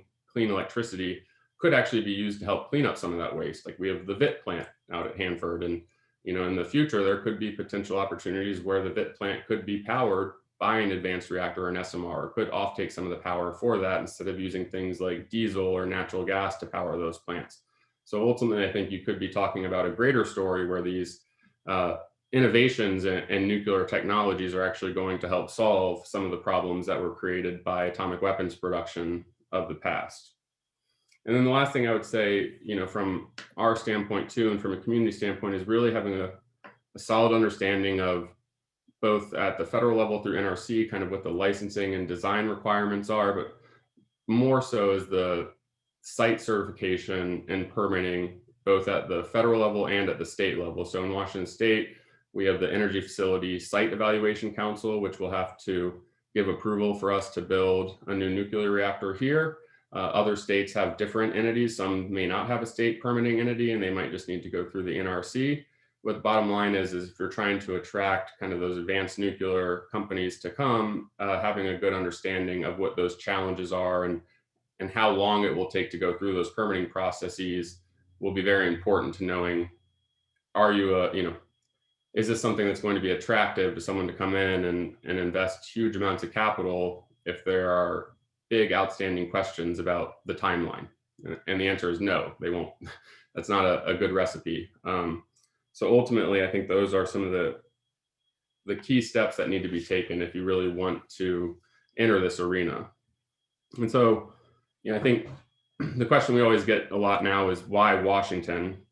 And I think we have several unique things. As Clay Sell from X Energy has said, multiple times, which is, SEED has really created a market in Washington State and in the Northwest that is very conducive to new nuclear. Yeah, and that helps too by the fact that Oregon's decarbonizing, and we're all in kind of the same regional transmission system through Bonneville Power Administration. But Oregon, as I think Ashley and Christine mentioned, they have a moratorium on new nuclear. I don't believe California has a moratorium, but they're shutting down Diablo Canyon and they have no interest in building new nuclear.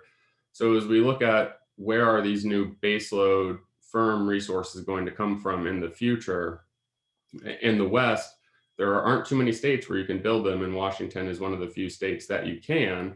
And so as we're looking at maintaining reliability, it's going to be key to essentially have state policies that allow you to build new nuclear in those states. And so I think that's one of the big things for us in Washington State. And I also think that, we have a strong need for new resources. A lot of our, the Northwest Power and Conservation Council, which does, forecasting and planning for what future resources are going to need to be, has shown that as we retire coal out through 2025 and then stop importing coal post 2025, by about 2028, we have a capacity deficit or delta of between 4 and 8 gigawatts. So 4 to 8 Columbia generating stations, essentially, at 1,200 megawatts. That's a huge amount of a deficit that we're going to have to address in a pretty short amount of time.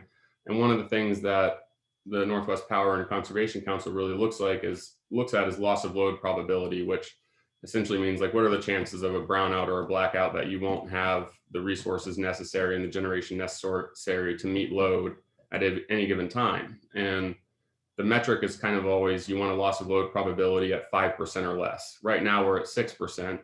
And by 2024, the number could jump up as high as 33%, which means it's getting very volatile on the grid, and reliability is becoming a serious issue.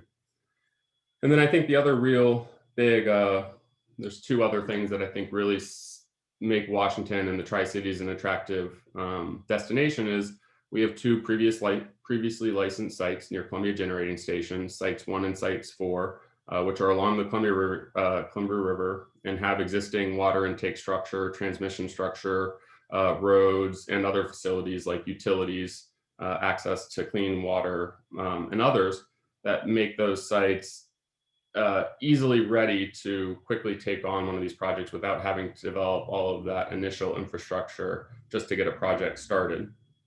And then I think also just the Tri-Cities, because of our history with Hanford, with Pacific Northwest National Lab, we have access to waterways and ports.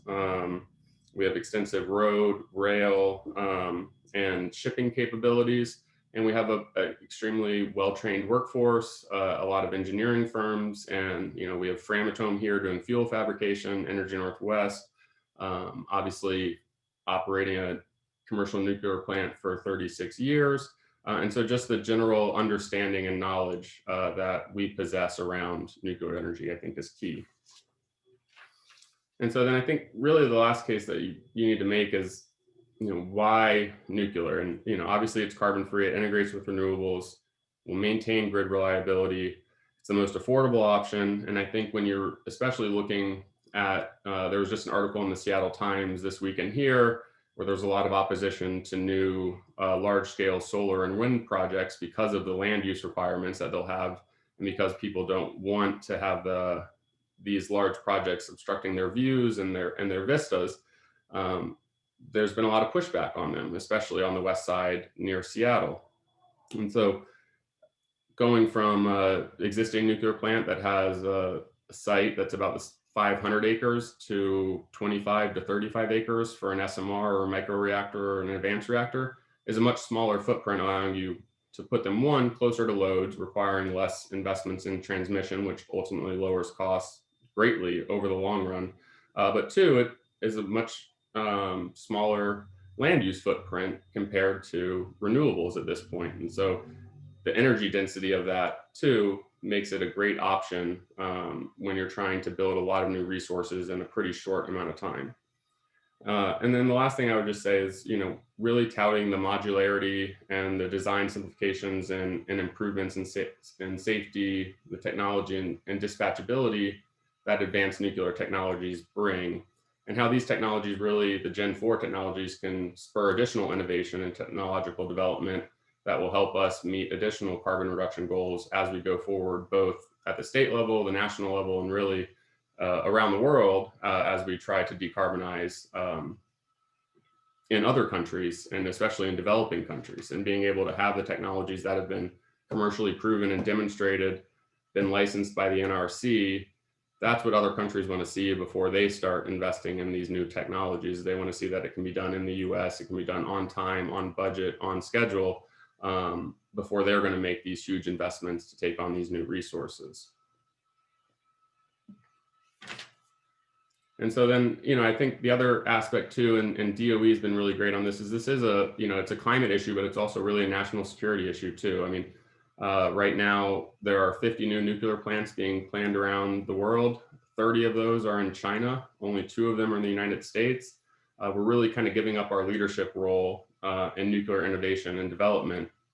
And if we want to continue to maintain that, and if, as we're looking towards the future and seeing other countries decarbonize, and they have a choice of technologies, I think it would be our preference that they be using US technologies versus Russian or Chinese technologies for advanced reactors, especially. One, based on our better safety record and the thoroughness of our evaluation process that would go into it, in the design certification and the safety basis for these technologies, but also to make sure that we're able to compete with them on a global scale, to make sure that the United States continues to be a technological leader in the world. And so I think with that, I will leave it there and see if there are any questions. Great, thank you so much, Jason. That's a lot of information. I'm going to go ahead and kick us off with the first question. And I was wondering if you could talk a little bit about the E3 study. Obviously, it's a lot easier to talk about what kind of resources maybe need to be planned or wanted, what the appetite is for those. Can you talk about how that study was done, who was part of it, who paid for it, and whether it was an all of the above strategy that was being looked at from the get-go?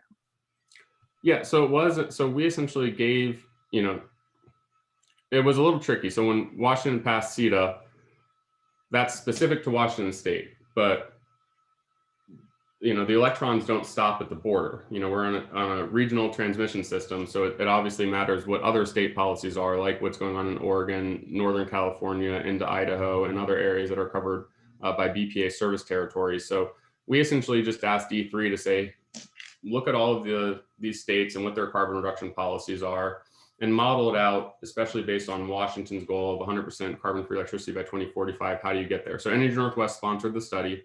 But we didn't direct it in any way. E3 has done a lot of analysis and forecasting and done these studies for both utilities here as well as environmental groups like Climate Solutions and others, to try to say what the best pathways are toward decarbonizing not just the electric sector, but also the transportation sector. And they did a very interesting study with Climate Solutions in the fall that actually found you would need to have much greater deployment of advanced nuclear and SMRs than even our study found, because theirs looked at what would happen when you seriously decarbonize the transportation sector as well. But our study alone on the lower end, it found that you would need about 2.4 gigawatts of new nuclear between 2020 and 2045. And then the upper end was about 5.5 gigawatts. So that's quite a large number just for the state of Washington to be building, but it kind of shows you the seriousness of the challenge that we have ahead of us in trying to essentially build 25 to 30 gigawatts of new capacity in 25 years, and making sure that the resources that are chosen, that it's well planned, so that essentially they're all integrating well with one another, and you're not overbuilding one resource to where it's operating at such a low capacity factor that it's either not economical or it's really not contributing to the grid in any meaningful way. That's great, thank you. Another question, I hate to sound even quasi-pessimistic, but obviously on the cleanup side around Hanford, we're familiar with a lot of the groups that are anti-nuclear and that have a lot of opposition, loud opposition to a lot of cleanup plans that may be proposed. Have you found that the conversations about the back end when it comes to new nuclear production is different, and either just someone accepts the technical answer of, sure, there may be no Yucca Mountain right now, but we know how to handle it from a technical perspective? Is that enough when it comes to nuclear generation side, or is there the risk that we get further down the road and then we start to see more problematic discussions around the back end? Well, I think, over the last 2 years, we've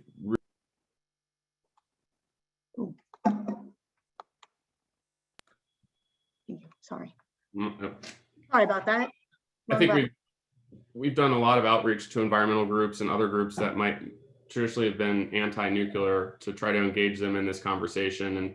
And yeah, I think there are still concerns, but as we discuss things like used fuel and spent fuel and really explain the difference between, used fuel, which is solid, which we control throughout the entire process, nothing, unlike natural gas or coal, nothing's being emitted out where we don't have control over it, but that it is a very well-regulated process and can be stored in our ISFAC facility, which is our 36 casts that are above ground. I think that goes a long way, especially when there's a lot of conflation between what goes on at Columbia Generating Station and Hanford. And so explaining the differences between those two kind of waste streams, I think really makes a lot of progress. It doesn't mean that there still isn't work to be done. And yes, there will be challenges to it in the future. But what we've seen so far is that there's at least an open-mindedness to exploring this option, because I think a lot of people are viewing the challenges that we face from climate change as being greater than the challenges that we could face from developing new nuclear. That's great. Thank you. A question from the audience. Jason, is there a risk in the state-by-state approach of being characterized as pushing policies that just benefit a single company? Well, I don't think so, because I mean, the policy that was pursued in Washington State and adopted by no means benefits one company or the other. I mean, we can't build 5.5 gigawatts of new nuclear as Energy Northwest. I mean, our goal is to build 1 or 2 and hopefully show that it can be done, and then spur additional development by other utilities in the Northwest. And I think ultimately it doesn't preference nuclear in any way over any other technology. If anything, I think renewables probably still get the better deal in the legislation, but nuclear is at least on a more level playing field. So it comes down to the utilities make the decisions based on what resources are best for their future portfolios and what their needs are going to be as they meet the different requirements in CETA at 2025, 2030, and 2045. So no, I don't really see that as being a problem. And I think the state-by-state approach is a good one, because at least in the near term, states are really going to be driving this conversation. And I think if you look across the country and how the markets are structured so differently, the transmission systems are structured so differently, that at a state-by-state approach, you can tailor those policies to fit a little bit better with kind of what your existing structure is than just a broad overarching federal standard that might, I've talked about how Washington State's 80% clean. So if you were to apply what we did in Washington State to every state in the country, a lot of states are far behind us and what their proportion of clean generation is in their portfolio. So if you were to say to Louisiana, well, you also have to do what Washington State's doing and be 100% clean by 2045. Well, we have a big head start, but it's also, as we've seen through the E3 study, it's by no means a done deal. I mean, there's a lot of work to do, and it's still a challenge, even in Washington, with 60% of our resources coming from carbon-free hydro, to even get to 100%, because we're replacing, it's that last 10, 20% of fossil fuel electricity coming from coal and natural gas that is extremely hard to replace with other resources if you're not going to include advanced nuclear in that discussion. Great, thank you. So, we have seen and we've shared within ECA the Tri-Cities, I'll call it a brochure that basically shows all of the different resources that they have available to people looking to develop new energy resources. As somebody from Energy Northwest and from a utility that's looking at advanced nuclear, what kind of information should communities have neatly packaged and ready to go as they're looking to bring companies like Energy Northwest into their state, community / region even? Yeah, I mean, I think like, obviously the manufacturing capabilities are going to be key. What your existing resources are kind of within the nuclear field, both from like an R&D perspective, but also from, engineering companies, construction, crane companies, a lot of the things that you would need to build essentially a major, $2 to $3 billion project are key, but also an understanding of what your skilled workforce is, your training programs that you have, essentially a lot of the things that would save a company coming in a lot of money because they wouldn't have to develop those resources in what is already a very truncated timeline for them to deploy a new technology. So essentially giving them a head start to say, look, we're a great place to come because we already have all of these resources that can be at your disposal and that we're willing to work with you and augment them and perfect them to be what you need coming in. And so, yeah, I think putting those things together like we've done in the Tri-Cities, showing all of the experience that we have and we're blessed to have such a history with nuclear energy, from the Reactor being used from, just creating plutonium to the excess steam going to electricity generation in 1963 when President Kennedy came out here to dedicate that facility, to the fast flux test facility and the FMEF, which acronym I can't remember right now. But over just the last, 50 to 60 years, all of the work and innovation that's been done here has also led to a workforce that really understands these technologies. And, like TerraPower's technology is an evolution of the technology that was used at the fast flux test facility. And so I think just having that understanding and that knowledge goes a long way to making you attractive to advanced nuclear companies and SMR companies that are looking for where to site. And I think the other thing too is having utilities that are willing to work with those companies and get a good understanding of the financials and to really be forward looking and not just say, okay, what resources are we going to need for the next 4 years and what's going to be the cost of power, the levelized cost of electricity. Because right now, if let's just say advanced nuclear comes in anywhere between $40 to $60 per megawatt hour.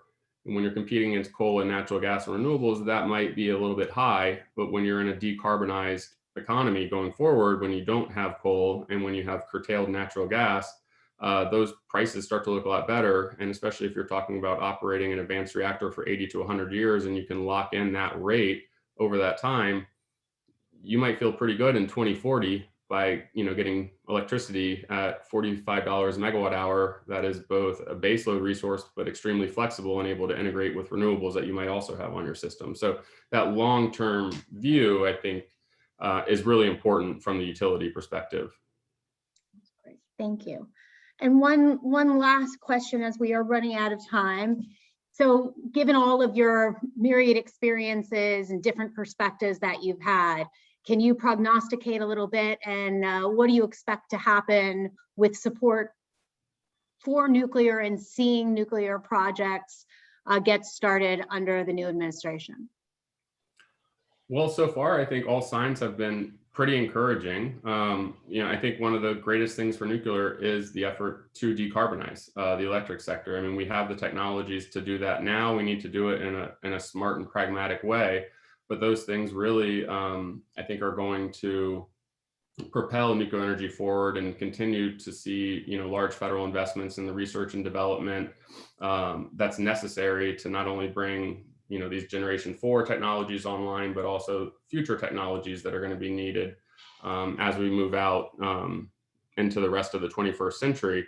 So I think, ultimately we're in a good place. I've been very happy with where the Biden administration was. And I think ARDP is a great example that there is, bipartisan support for these things in Congress. And we've seen that in state legislatures too, where there's bipartisan support for nuclear playing a role in the future clean energy mix that a lot of these states are pursuing.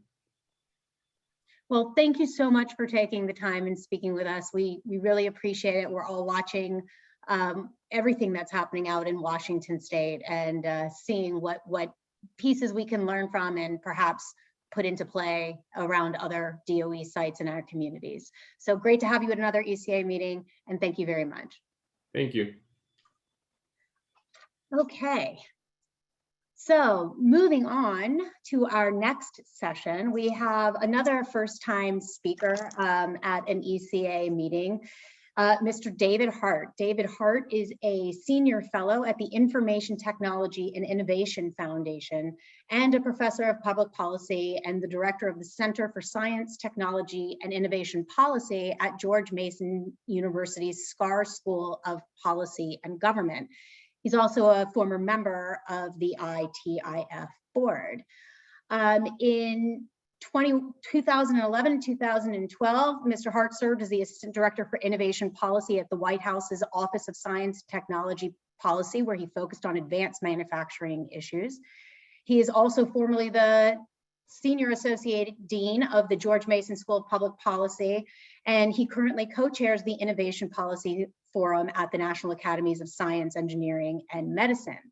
So as I was looking to pull together the agenda for our meeting today, I wanted to look obviously at what we already know about federal energy demonstration projects. Are there lessons learned? Has anyone been looking and studying these? And I very fortuitously came upon an article that Mr. Hart wrote called More and Better, Building and Managing a Federal Energy Demonstration Project Portfolio, which he wrote with Robert Rosansky. So I've asked him to kind of go through some of the findings of his studies and kind of illuminate for us both the opportunities and the challenges that as a potential host we might find as being the site for an advanced nuclear demonstration project. So David, welcome to an ECA meeting. We are thrilled to have you, and I will turn it over to you. Thanks. Can you hear me all right? Sure, exactly. Great. So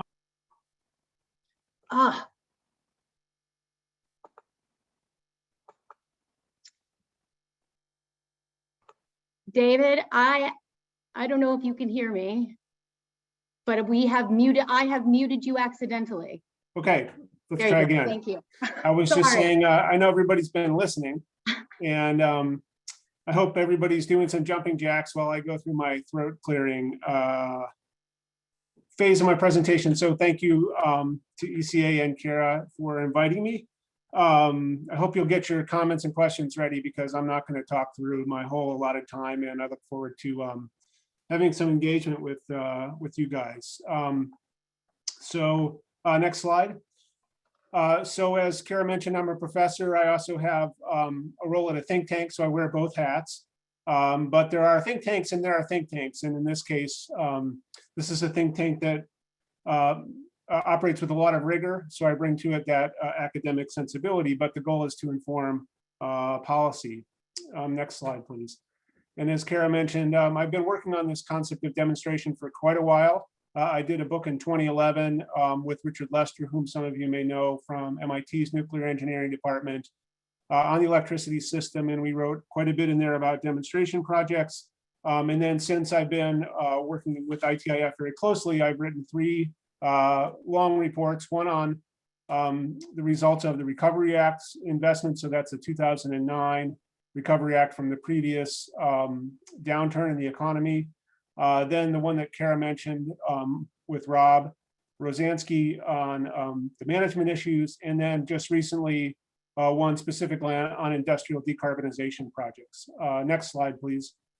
So I'm going to talk mostly about the middle one, the one that Kara mentioned, but I'll also bring up those other topics, and I'm happy to talk about any of those that you all might be interested in. So next slide, please. So the agenda is pretty easy. First, I'll talk about the more part, why it's important for the federal government to invest in demonstration projects, particularly in the light of climate change. And then I'll talk about better. So the results haven't always been good, and there are a lot of ways that we can do better. So that's the focus. So next slide. So let me start out with why we need more. There's a lot of what you might call premature triumphalism around about the technologies that we have to address the climate challenge. To be sure, there's been a lot of progress in wind, in solar, and batteries, but there's a long ways to go. We have a number of sectors, big sectors, like in industry where we don't really have plausible solutions. But even in energy, we need quite a few new technologies to advance rapidly. So if you ever hear somebody say, you know, it's just a matter of political will, you can tell them it's a matter of political will to build the technologies that we need, along with the political will to do all the other things that we need to do to solve this problem. It's a big, complex problem. The International Energy Agency, which is the sort of club of rich countries that addresses energy, has a sophisticated model that tries to assess whether technologies are on track to meet the world's climate goals. And right now, 40 out of the 46 that they're tracking are not on track. And particular problems exist around large scale, complicated technologies. And those are the kinds that are highlighted on the right side. You can see nuclear, geothermal, carbon capture. These are not on track. There's a reason that these tend to cluster is because they're particularly hard to do. So next slide, please. And the biggest gap in that whole innovation process is demonstration. So this term Valley of Death is used in many ways in the world of innovation and technology. What it means is there's a technology that's promising, but it can never really mature. It just sort of peters out because there's not enough investment to get it through the risks that are needed for the commercial market to take it up all the way.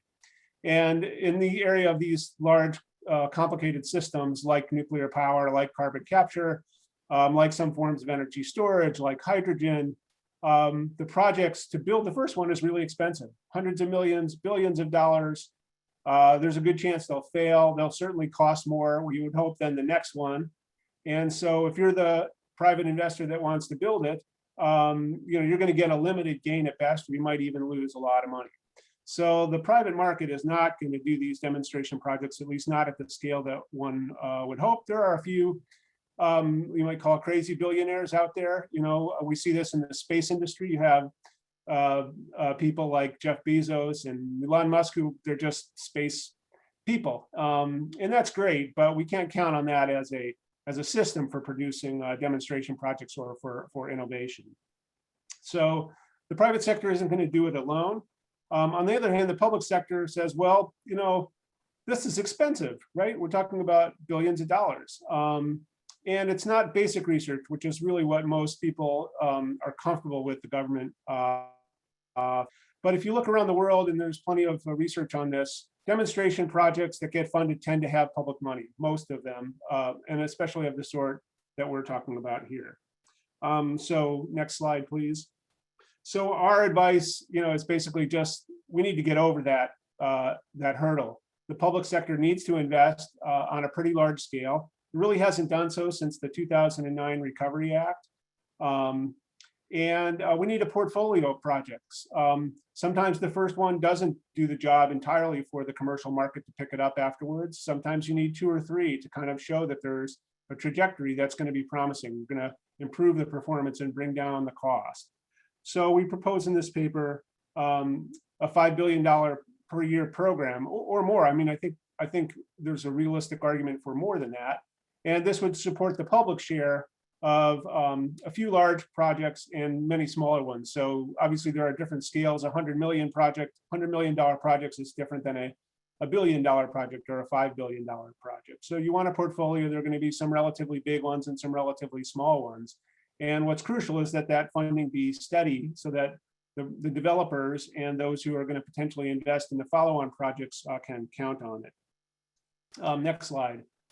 So as I mentioned, I've been drilling down more deeply into the industrial decarbonization area, and I put out a paper this spring on this. This is particularly urgent. We're talking here about things like green steel, green cement. These are really large greenhouse gas emitting industries, and there aren't really plausible solutions right now. But other countries are starting to get the message that these industries are going to have to transform, and they're starting to invest in demonstration projects that would give them an advantage, because these things take a long time to build and there's experience involved that's valuable in the next project. So, so I worry that the US will be left behind as these industries transform. And one of the pieces of good news in the recent months is that these kinds of projects were included in the president's proposal, the infrastructure proposal called the American Jobs Plan, and they're specifically called out. So I'm hoping to see some of these projects, at least the design studies, get funded in the current funding cycle. Okay, next slide, please.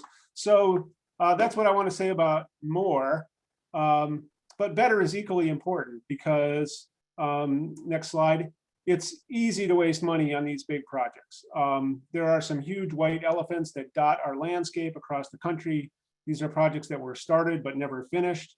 So this is what Rob and I called the ugly side of demonstration.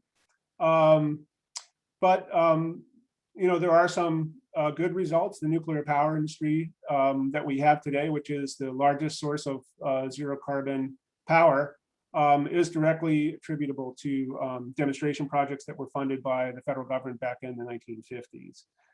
So what we want is more good and a lot less ugly. Next slide, please. So we have kind of two paradigms, you know, an ugly paradigm and a good paradigm. The paradigm for the ugly project is the Clinch River Breeder Reactor. So this is a project that went on for a couple of decades. It absorbed billions of dollars and it never got finished. And it actually spawned a literature.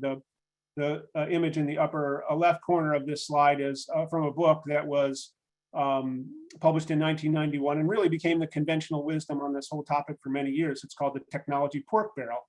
And I think the title tells it all. These are projects that keep going, even though the experts know that they're not really working the way they had planned. But for the politicians in the area, it's just too difficult to turn down the money. So they go on, but they never really produce results. On the other hand, you have the Petronova project, which was funded under the 2009 Recovery Act. This is a post-combustion carbon capture project on a big coal plant in Texas, and it's worked as planned. It was about $1 billion altogether to do it, so it's a big project. And now there are several more planned, and they're going to be cheaper. And that's the idea, right? You build the first one, it's going to be more expensive. You're going to have to overbuild it, over-design it because you want it to work. But as you gain experience with it, you realize, well, we could use less steel here, we can use less cement here, we can use less labor here, and the costs come down. And that's the trajectory that you want to get on with demonstration projects. Next slide. So how do we get to better management? We came up with 8 ideas. I won't go through them all, but let me just highlight a few of them. You want experts to be making the final calls here, right? You want these projects to be judged on how well they perform and how cost effective they are. So number 2, expert management. It's a different kind of management than research and development management. We're not talking about scientists here. We're talking about people that run big construction projects. It's a different skill set. You want to try to minimize political interference. Now, there's no way to take the politics out of spending billions of dollars, but you have to put a lid on it somehow. Number 4, you want to share the costs. The private sector needs to have skin in the game so that they will perform as well as they can. It can't just be all government money. But at the same time, it's important that the data that these projects generate be shared. So that's number 5, so that people who might invest in follow-on projects, so that even competitors with the existing project will learn how well it's performing.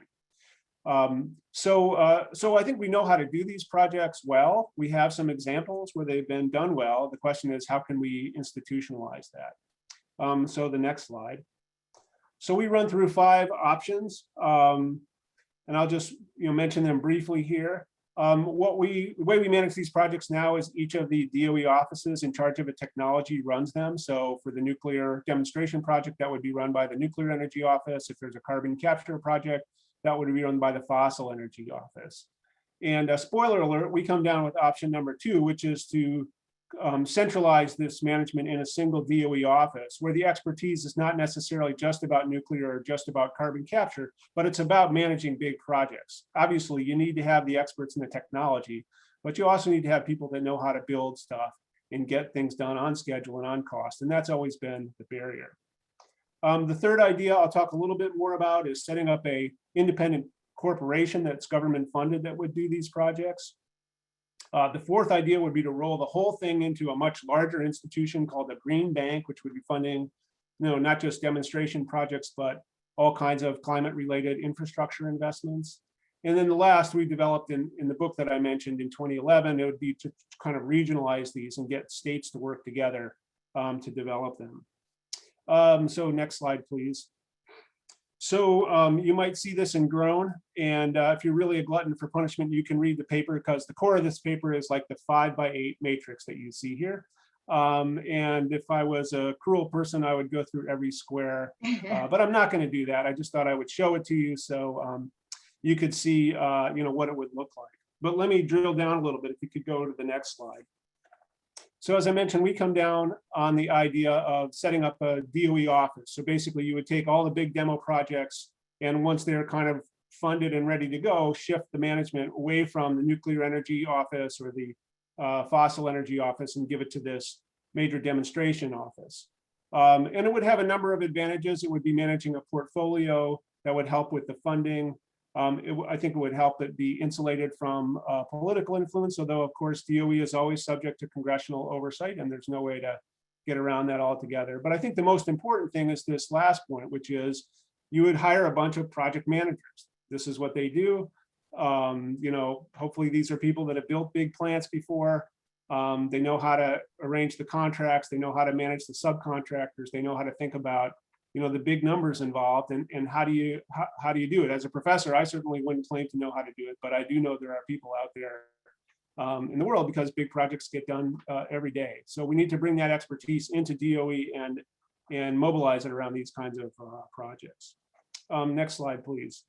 So as I mentioned, I think the leading alternative besides the sort of status quo is this idea of a quasi-governmental demonstration corporation.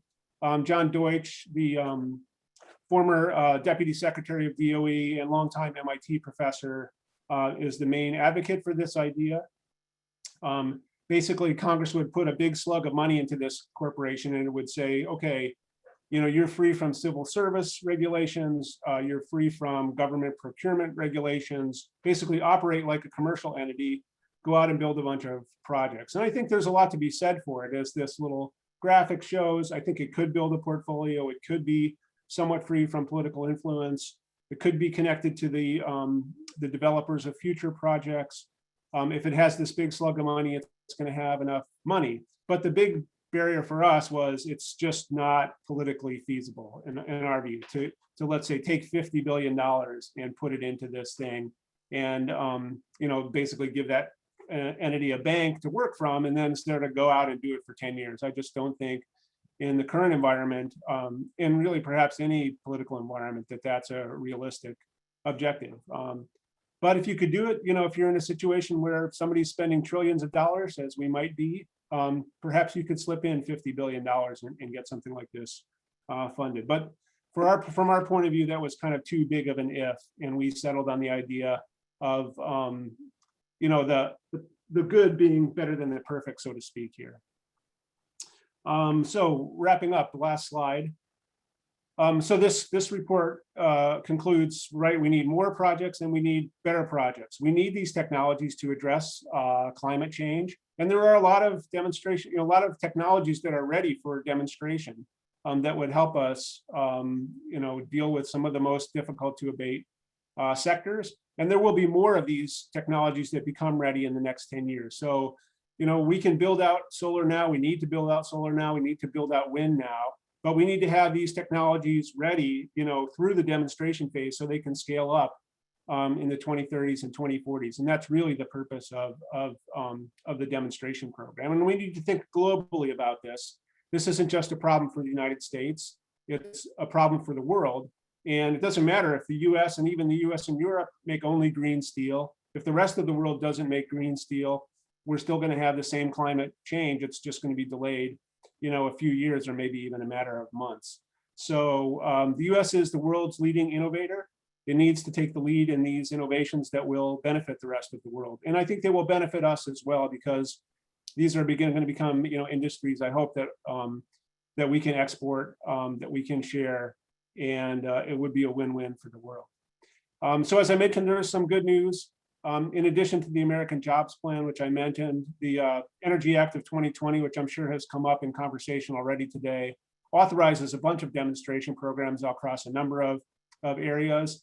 So, so now the challenge is to get these things funded. It's one thing to have the authority to do it, but if you have the authority and no money, you still just have authority. It doesn't build anything. So the next phase of this thing is to jumpstart it with some money, and then we need to keep the money going. So the demonstration projects, they start relatively small with engineering studies, but once you start pouring concrete, then the prices go up. So we need to be prepared to foot that bill as part of a much larger, climate change and decarbonization policy. And with that, I will turn the podium back over to Kara and welcome questions and comments and so on. Thank you so much, David. That was really helpful. I know first and foremost, we will share the article that we referred to, that David referred to, and we'll get that out to everybody as well. So a question for you, the first question that I have, and as people send in their questions from the audience, when does the issue of where a site, when does the siting discussion need to take place? Who needs the assurance that there is some place to put it? Number one, and number two, can you maybe speak to the streamlining that is potentially possible if some of these projects were done on federally owned property? Yeah, so I think the siting varies from technology to technology. There are some technologies that are location specific. So if we're talking about geothermal, or we're talking about large scale so-called compressed air energy storage, so this is where you would fill a cavern up with air and use that as a storage device. Some of these would have to be in particular places, but a lot of them are potentially sitable in a lot of different locations.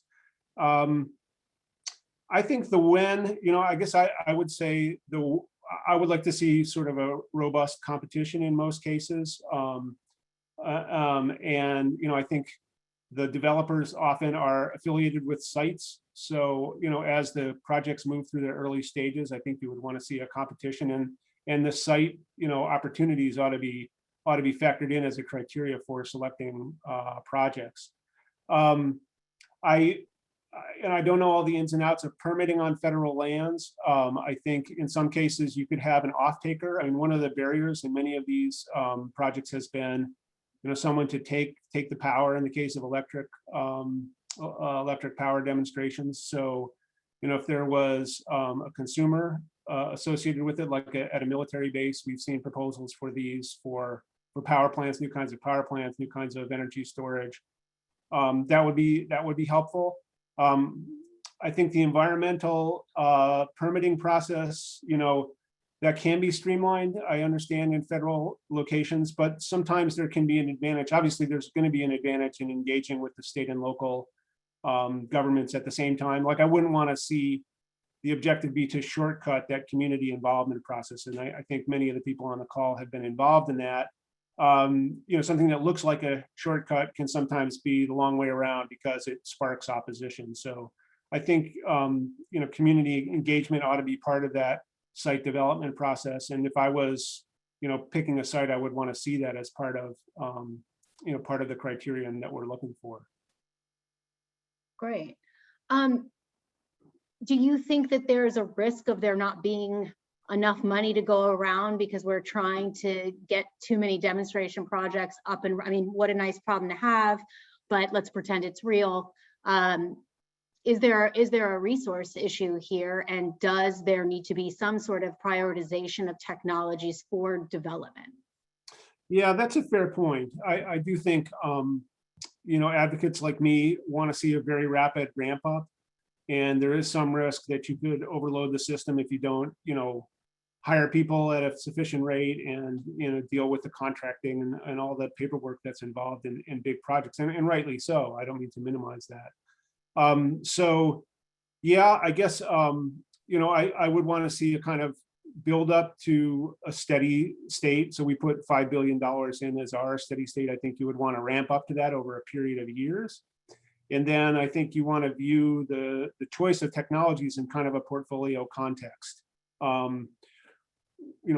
You want to be trying out a variety of different technologies to solve problems. And I think you want to address a bunch of different problems. So the reason I focus on industrial decarbonization projects is because this is an area that we've underinvested in over the years. We put a lot of money into the power system and not very much into industry.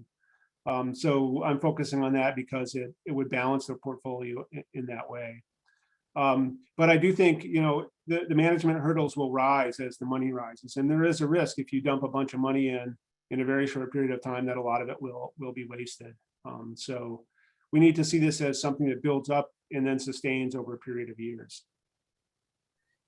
Do you think that I'm not going to say it's oft talked about because it's quite new, at least as far as I'm aware, but the conversation about pulling in environmental justice and trying to target new projects at places that maybe should have a first bite at that apple. Can you speak a little bit to that and whether you think that is a positive or problematic?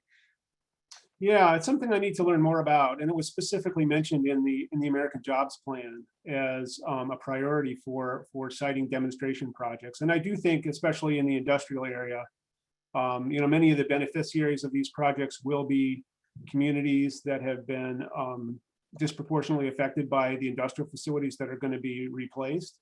But obviously, if you're replacing those facilities, you're also talking about taking away economic activity and jobs. So I think the basic idea is, to try to replace that economic activity, but make it greener. So I think I like the principle. I think the execution is challenging because you have to think about siting, as you mentioned, and in these cases, you're not going to necessarily close something down until the replacement is ready. So you can't necessarily build it on the brownfield site that's being replaced. And it's also something where that community needs to be involved. And we've seen, many stories where, people who think they are acting from beneficial motives are later, viewed as being self-interested. So those communities need to be involved in that process, and it can't necessarily be assumed that these large projects are what they want for their community. So I think there are some challenging trade-offs there. I think it's an important consideration. In the climate transition as a whole, we need to be bringing as many communities along as we can. There is going to be a lot of displacement. We're talking about a big transformation of our industrial system. So we need to, encourage both communities that have been disadvantaged in the past, as well as those who might be displaced, to be parts of the solution and not just see this as more of a problem. Definitely. Another question, and then I'm going to go to the audience after I will shut up. But we've had conversations about setting up new quasi-governmental entities. It was mostly in terms of dealing with nuclear waste management. And some of the challenges related to that. The office that you recommend, is that within the Department of Energy or is that external to the Department of Energy? And how do we take advantage of the fact that even though DOE may be leading the actual energy specific efforts, if you will, the applications go beyond just energy specific industry? How do we take that into consideration as well? Yeah, so I will just digress slightly by saying that my first job out of college was on the siting of nuclear waste repositories. How'd that go? Yeah, well, I came away with the feeling that it would be a great career to be in because your children and grandchildren could also be in the same business. And almost 40 years have passed, and my view hasn't changed on that topic. So if you've thought about quasi-governmental organizations, you're among the few, but I know that that's a tool that needs to be brought into a lot of these problems. So what we propose is something within the department, mainly because we just felt the political barriers and the startup costs of building something big outside the department were too high. And there is a lot of expertise, I think, within DOE that can be brought in. And I do think that DOE's mandate should be broadened to include, climate in general. It's already really working on these industrial problems, despite the fact that they aren't, nominally energy problems. But carbon capture systems, that apply to power plants can also be adapted for industrial applications. And DOE does have an industrial carbon capture work unit, and it did a couple of big projects under the Recovery Act. One, an ethanol plant in Illinois is operating now. So it's already done this, even though it's not, formally within its mission. So I would like to see the mission expanded and kind of embrace that. Because I think they're very similar kinds of projects and the same kinds of expertise is needed to manage them as for managing a big energy project. So that's kind of the nutshell of my view on that. Interesting. Question from the audience. Is DOE focusing on funding technologies that they themselves developed in the 50s?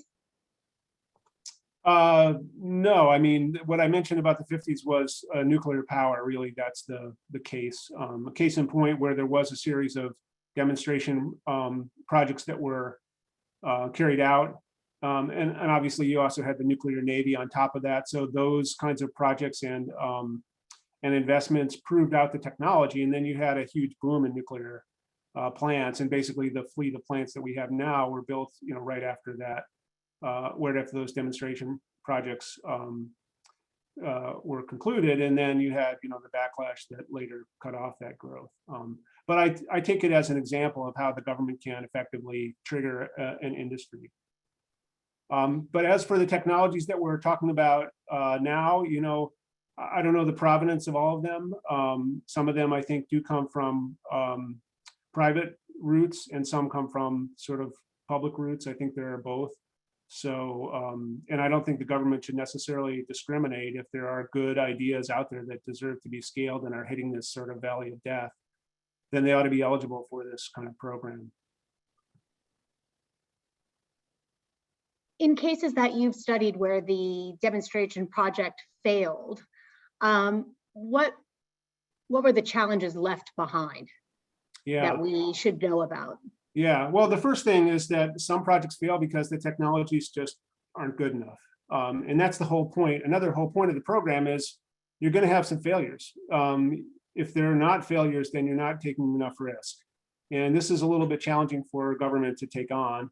But we should see this as a portfolio in which there are going to be some winners and some losers. So that's one answer is, some technologies just don't pan out. In other cases, the problem is the technologies may work, but the market just isn't ready to adopt them afterwards. So some people would argue the Petronova plant, which I characterize as a success in this area because it recently shut down, mainly because the price of oil dropped so low. So, the challenge, until we have a carbon price, it's going to be difficult for many of these decarbonization technologies to succeed. But the most consistent problem is that these projects kind of become bloated like any other big government project. And the management doesn't keep the lid on cost. The schedule drags out. Often they're oversold at the beginning. So that the developers don't even necessarily believe their own cost estimates. Maybe they do, maybe they're just optimists by nature, but somebody should have vetted their numbers more carefully. And then once the project gets going, the money is really hard to turn off, and the communities around them. And this is one of the risks, I think, for the communities that are considering this is, if the technology fails, the money gets cut off. If the project fails, if the management is bad, then the money should be cut off. And that, that does put the community at some risk. And what happens, for instance, in the Clinch River case is that the senators from Tennessee, the representatives from around that site, they go to the president and they say, listen, you need to put the money back in the budget for this. Don't listen to what DOE says. Don't listen to what the National Academies review. There are always blue ribbon reviews of these projects and they, share the expert consensus. But it becomes difficult to shut them off. So that's the most characteristic problem. And then that takes away, money from potentially other more promising projects. Right. So looking ahead, taking into account the lessons that you've already gathered and looking ahead, what do you think are the real opportunities and where potential host communities like ours, knowledgeable, interested, where is it most important now that we engage ourselves? Yeah, that's an interesting question. And I think the administration right now is on point. It's been a 180-degree turn in the last 4 months, which has been really exciting. As I mentioned, these industrial projects that were included in the jobs plan, were something that would not have even been considered by the previous administration. So I think, and there are quite a few really, really knowledgeable people who have gone into the White House, and now increasingly, hopefully, the DOE will be ramping up as well. So we've got the very top people on. Now we need to get the next layer on. So I think that's where the motivation is coming from right now. And then once they put out their budget proposal, then the attention turns to Congress, and that we've already seen that with the infrastructure program. Congress is in the process of trying to figure out exactly how to divide it up and put it into legislation. Right now, I think the technologies would be divided along the lines of the way the DOE is organized. There's going to be a nuclear line. There'll be a carbon capture line in the fossil office. Storage will be in the electricity office. Geothermal, biotech, floating wind, concentrating solar. All these are technologies that would be in the energy efficiency and renewable energy office. So right now, that's the way it's organized, and I think it'll stay that way for a while. I think the kinds of reorganization that I'm proposing are, I think, something people are thinking about, but not near being realized yet. So I would say, if you're engaging with your member or your senator, they should be looking at those lines in the DOE budget and thinking about how to either grow them so that they can accommodate these kinds of larger demonstration projects, or sort of shifting the balance to accommodate them. Excellent, thank you. Another question from the audience.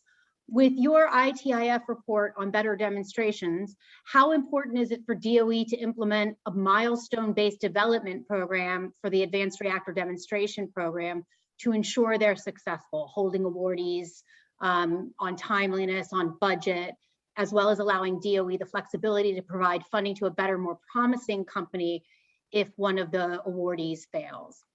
Yeah, I think it's a good idea. It was embedded in some legislation that I don't think it made it all the way through last year, but I think Congress has indicated that it supports that approach as well. Of course, there has to be a little bit of flexibility. I don't think you want a purely, numbers-based rigid process. You want to have some judgment involved, some expertise involved in the ups and downs of technology development. Sometimes things hit snags and they have to be worked out. But generally, you've got to have some accountability. And as I mentioned before, one of the challenges has been that the project, the folks who know best are overridden by other forces. So I think having a milestone-based system, and there's been some good work, maybe you've heard it today from colleagues at the NIA or others on importing some of the ideas from NASA, the way NASA has managed its commercial space flight program. I think there's a lot to be learned from that. So I'm generally favorable towards that whole concept. And I think this office that I propose would be, an effective way of managing a system like that. Yeah, the proposal of that office is very, very interesting. Ensuring, however, that you don't trade one silo system for another silo system and basically lose the opportunity for a good direct conversation with DoD, for example, and some of the other federal agencies that are looking to promote advanced nuclear. How would you speak to that in terms of being interested in promoting advanced nuclear projects? Is the decarbonization message the most resonant? Is the national security tagline the one that might get the most grab of it, most attention? Can you speak to that at all in terms of how do people talk about them successfully to garner enough interest and support that they might be one that moves forward? Yeah, so I mean, I guess the first thing to say is I wouldn't characterize myself as a nuclear expert. So, take what I say with a grain of salt. I think the answer is depends who you're talking to. There are some communities where the climate argument works, and obviously I would put myself in that community. But all these things together, I mean, really, we're talking about a package, hopefully, of benefits for different levels, whether it's the nation, whether it's the community. For the community, I would think the economic argument is pretty powerful. For the nation, the national security and climate change arguments, I think they're complementary, and I think both have a place. And the global argument also, I think, I heard it was Jason, talking about that a little bit at the end of his presentation, and it's true in a number of other technology areas as well. As I said, the U.S. can get to zero emissions, and I hope it will, but it doesn't matter if the rest of the world doesn't also get way down, and they have different challenges than we do, and some things that really work well in the US or in Europe may not work as well in other parts of the world. So we need to be pursuing a portfolio that works for the world as well. And for some people that kind of argument might hold some water, but I do think the main idea is think about who you're talking to. And I don't know if well, I guess it's true with reactors as well, this concept of defense in depth, right? That's why we have containment buildings. Same with political arguments and legal arguments, right? If one doesn't work, you try the next one. They're all right? So that's the good thing, is you're not lying. It's just a matter of what affiliation you want people to associate with this idea. That's a good point. Another question. Following up on the Milestone Program and Demonstration Office, how can industry or other organizations on the call best push on DOE to implement these ideas? Yeah, that's a good idea. That's a good question too. And we're in the process, I think, of trying to talk to more trade associations and get a better feel for where they're at. I think it would be good to have a broad consensus across industry, so it doesn't look like there's favoritism. There is a coalition developed by the EEI, the Edison Electric Institute. So these are the kind of ultimate users, hopefully, of these technologies, with a bunch of NGOs called the Carbon Free Technology Initiative. And it's developed a bunch of recommendations. And I think, those have some weight because they're coming from the users. So, when things come from the developers who have a financial interest, it looks a little bit more questionable. So I think the broader the coalition, the better. If industry can agree, whether it's on my idea or some idea, I think that's what we really need, is a push that represents a united front to the extent possible. So that's what I would encourage, and it would be even better if they can look beyond kind of the usual suspects, as I said, into these other sectors that are maybe not ready to face the fact that they're going to be transformed, like steel, like chemicals, and so on. What are your thoughts on repurposing, retiring, or decommissioning coal sites with new nuclear projects? Yeah, I mean, I don't know that I have a view on that specific question, but I do think we should be using the brownfield sites as much as we can. And that goes for transmission as well, and using rights of way that are already, existing. So, I think a lot of these things make sense because they already have a lot of the infrastructure, the grid is going to them already. So I think to the extent possible, we should be doing that. That's great. We see opportunity there too. Yeah. So yeah, it makes sense. That's great to hear your support for that.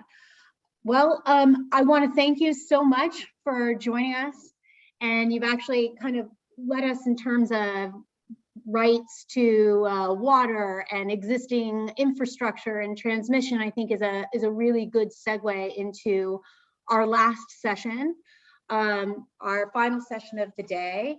And that is going to be being introduced to, it's kind of a session that we're trying to introduce in the rest of our webinars, which is getting to meet advanced nuclear companies that are out there that are already on the ground.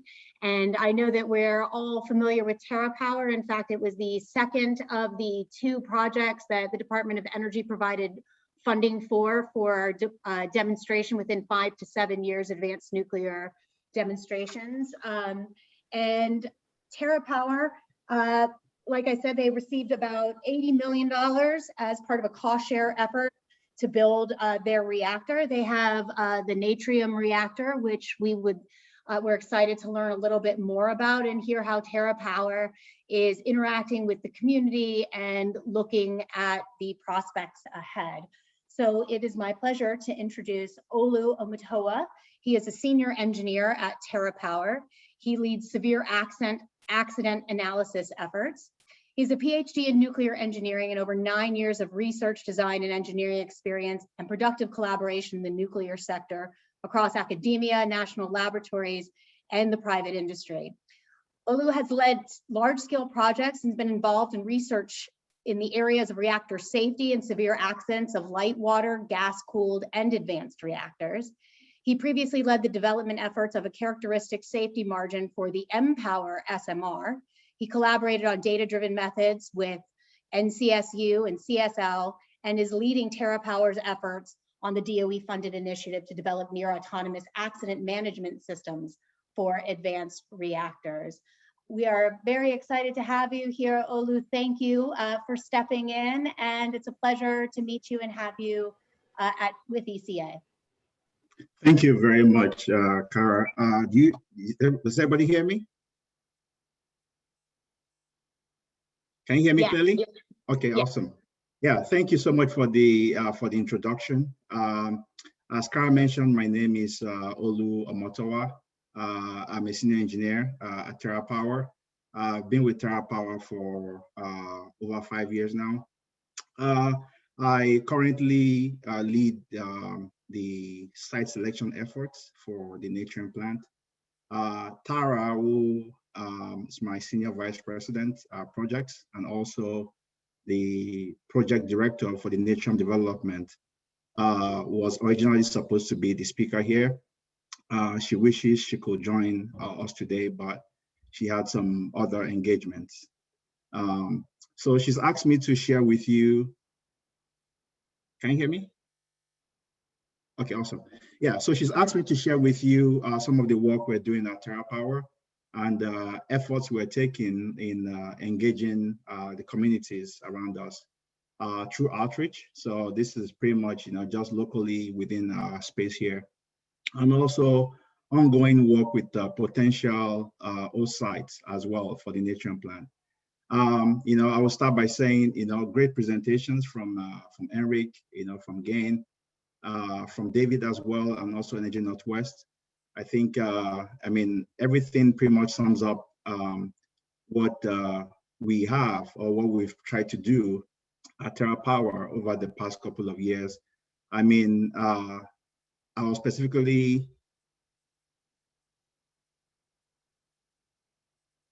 okay, thank you. Yeah, yeah, I'll specifically mention, I think what David mentioned about the, about different demonstration projects, I think that was fantastic. Coincidentally, I stumbled on that report very recently, and I think we've looked at reasons why projects fail. So I think there's a lot to learn from that work. Also, thanks to NRIC and Gain, for all the support, they provided for advanced reactor development, both from a research and demonstration standpoint. And also the opportunity to speak here, pretty much at the Energy Community Alliance. As you're all aware, and as Kara mentioned earlier, TerraPower GEH, which is GE Hitachi, and our development partners, including Bechtel and Energy Northwest, received the ARDP award late last year. As we search for a site for Natrium plant, it's important to have that strong relationship with the communities. and also, who will be the eventual host for our plants. So a little bit about TerraPower itself before I do a deep dive into on our reactor design and also what we see, what we're looking for more from a community engagement standpoint and also for site selection. TerraPower is a nuclear innovation company headquartered in Bellevue, Washington. The company originated with Bill Gates and a group of like-minded visionaries over a decade ago, who evaluated pretty much the fundamental challenges of raising the living standards across around the world. They recognized energy access was crucial to the health and economic well-being of communities, and decided that the private sector needed to act and pretty much step in. Maybe recognizing the fact that the government needed some support, then put it that way, and help create some energy sources that would advance global development. Our mission as a company is to invent and develop for commercialization, new nuclear concepts and products for energy use, industrial and human health applications. So with that, I'll say, let's go to the next slide. I would like to familiarize us a little bit with our reactor design, the team that we have today. So the team we have, I mentioned, is TerraPower and Bechtel. So this team brings together, two very strong companies in development of advanced reactors, and pretty much combines the best attributes of the GE Hitachi PRISM reactor design, which is a sodium fast-cooled reactor as well. So the PRISM pretty much came out from the IFR program in the past, building on some of the knowledge from the EBR facility in Idaho. And then we have TerraPower. So TerraPower being more of a young innovation company. Basically, we joined forces together to say, okay, you know what? How can we make things better and also work towards commercialization for this amazing technology.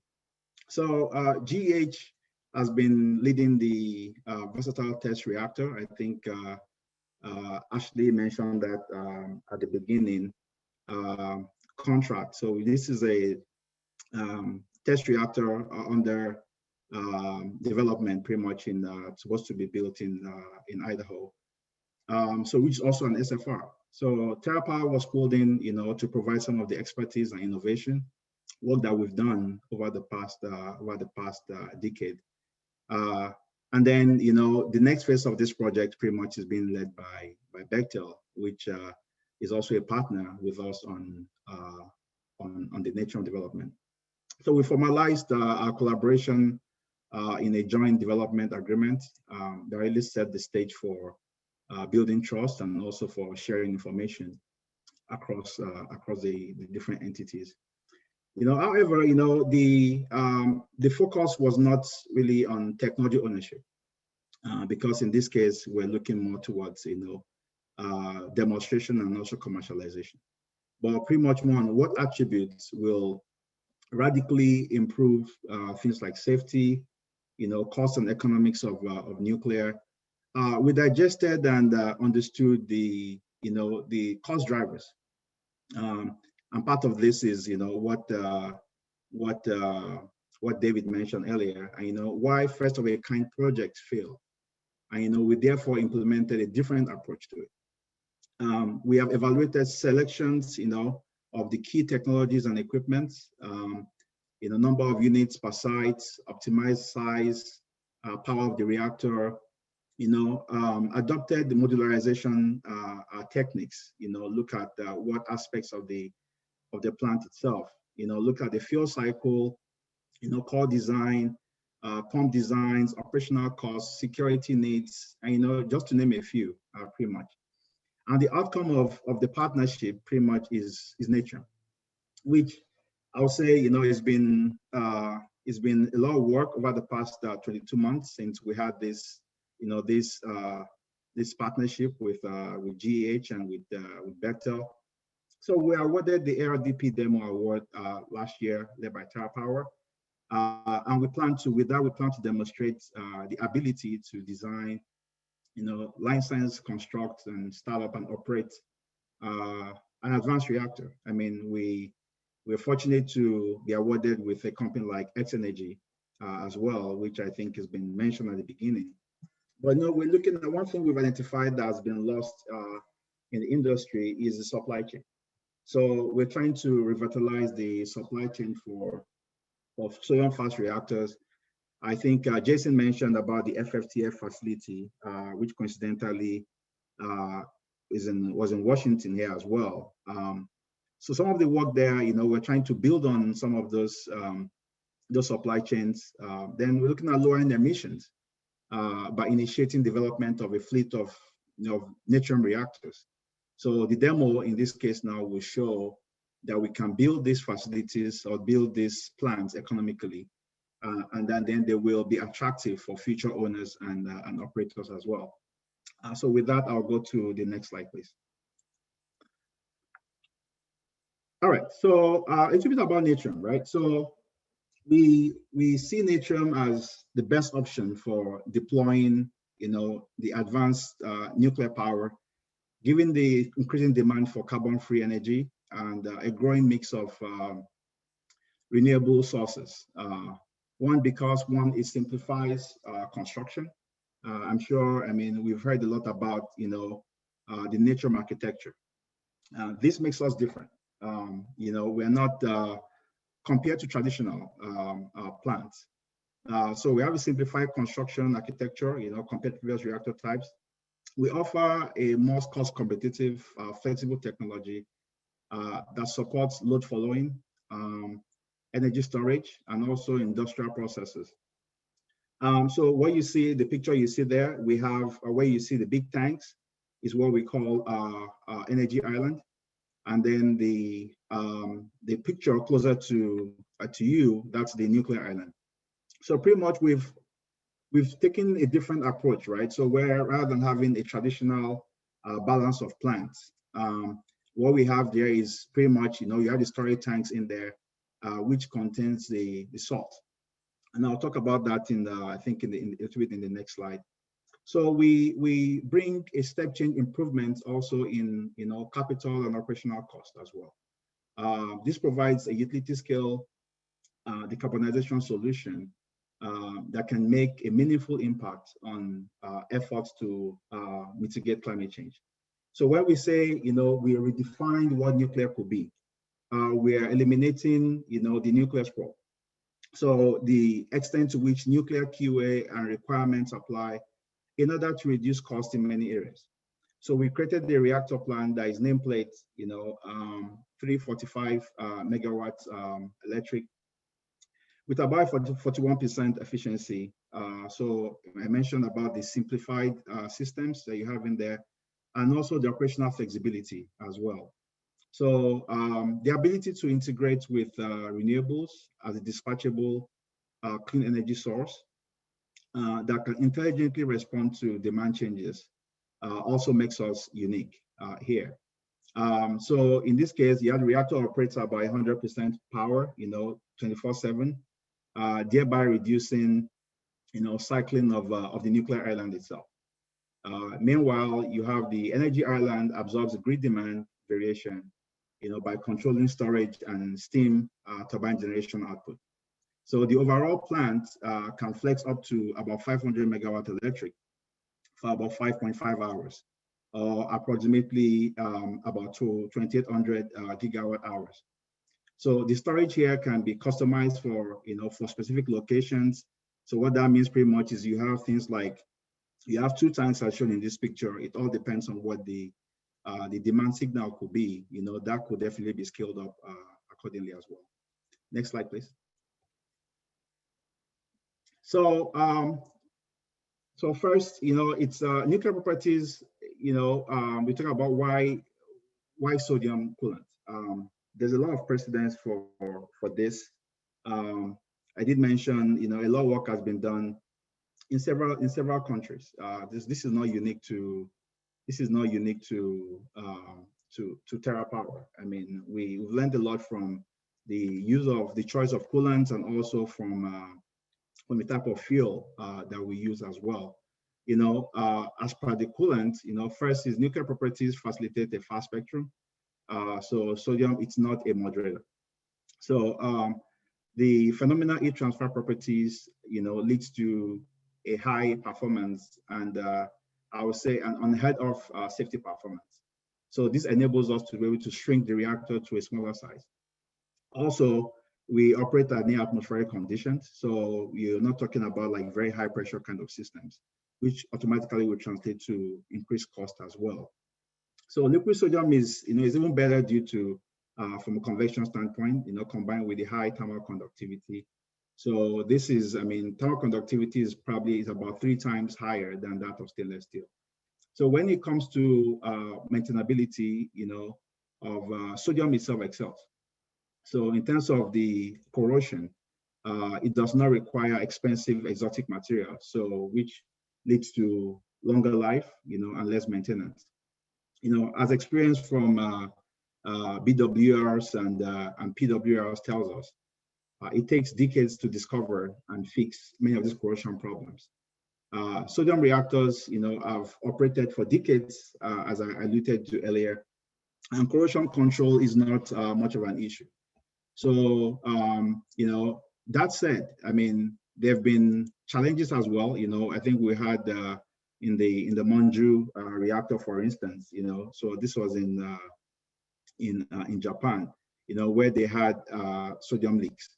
So again, none of these reactors pretty much was on a commercial level because they were mostly, you know, test reactors and things like that, but they were all very successful.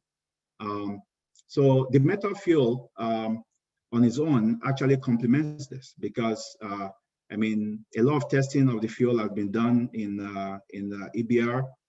A lot of testing was done in treat facility, also in Idaho Falls, and also in the FFTF facility. So we have a lot of data basically on that. We've also been doing a lot of radiation testing for years as a company, you know, just trying to plug in where the gaps are and try to collect some more data that will end up being useful for us for line sensing. So the metal fuel does not dissolve into the coolant. So that's good. The non-corrosive behavior of the sodium is actually one of those most technical reasons why, you know, why we use it. With that, we'll go to the next slide, please.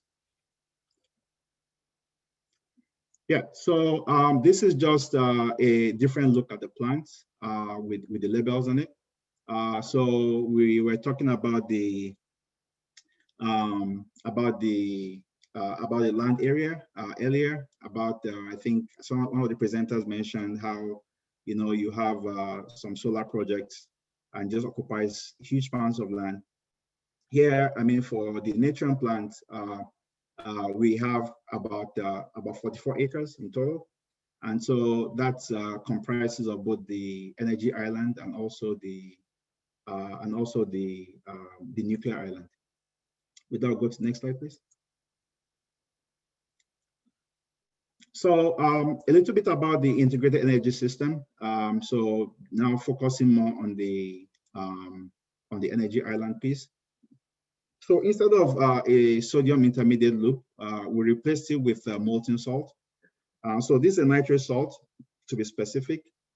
The funny thing is, I mean, sodium reactor is actually a very good, you know, temperature feed basically for molten salt.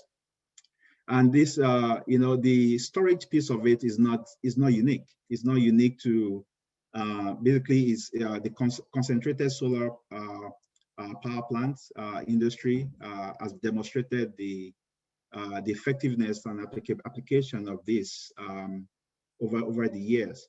So we're pretty much, you know, basically seeing how we can couple that knowledge or that technology with Natrium, and actually helping us to increase the operational flexibility of the Natrium plant.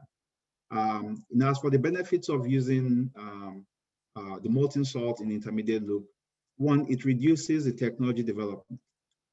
So here, you know, there are multiple, as I mentioned, multiple concentrated solar operations, concentrated solar power plants in operation worldwide today. And we are basically taking advantage of that existing supply chain that does exist there. Sodium water interactions are significantly eliminated. So this is one of the concerns safety concerns that exist in SFR technology space. The Monju reactor that I mentioned earlier had sodium pipe leaks.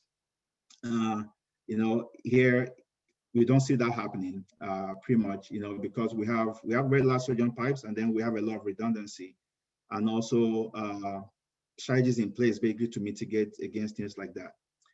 The salt can spill, on the ground, but it's still pretty much in the EHS. But at least it's not exothermic kind of reaction that you expect with like a sodium water interaction. I know one of the benefits I should mention, about the energy storage is that you ask a question, how does energy storage benefit us? The good thing is that we can load follow, with the reactor capacity factor equivalent to a so-called base load plant. Nuclear plants have low variable costs, so things like fuel.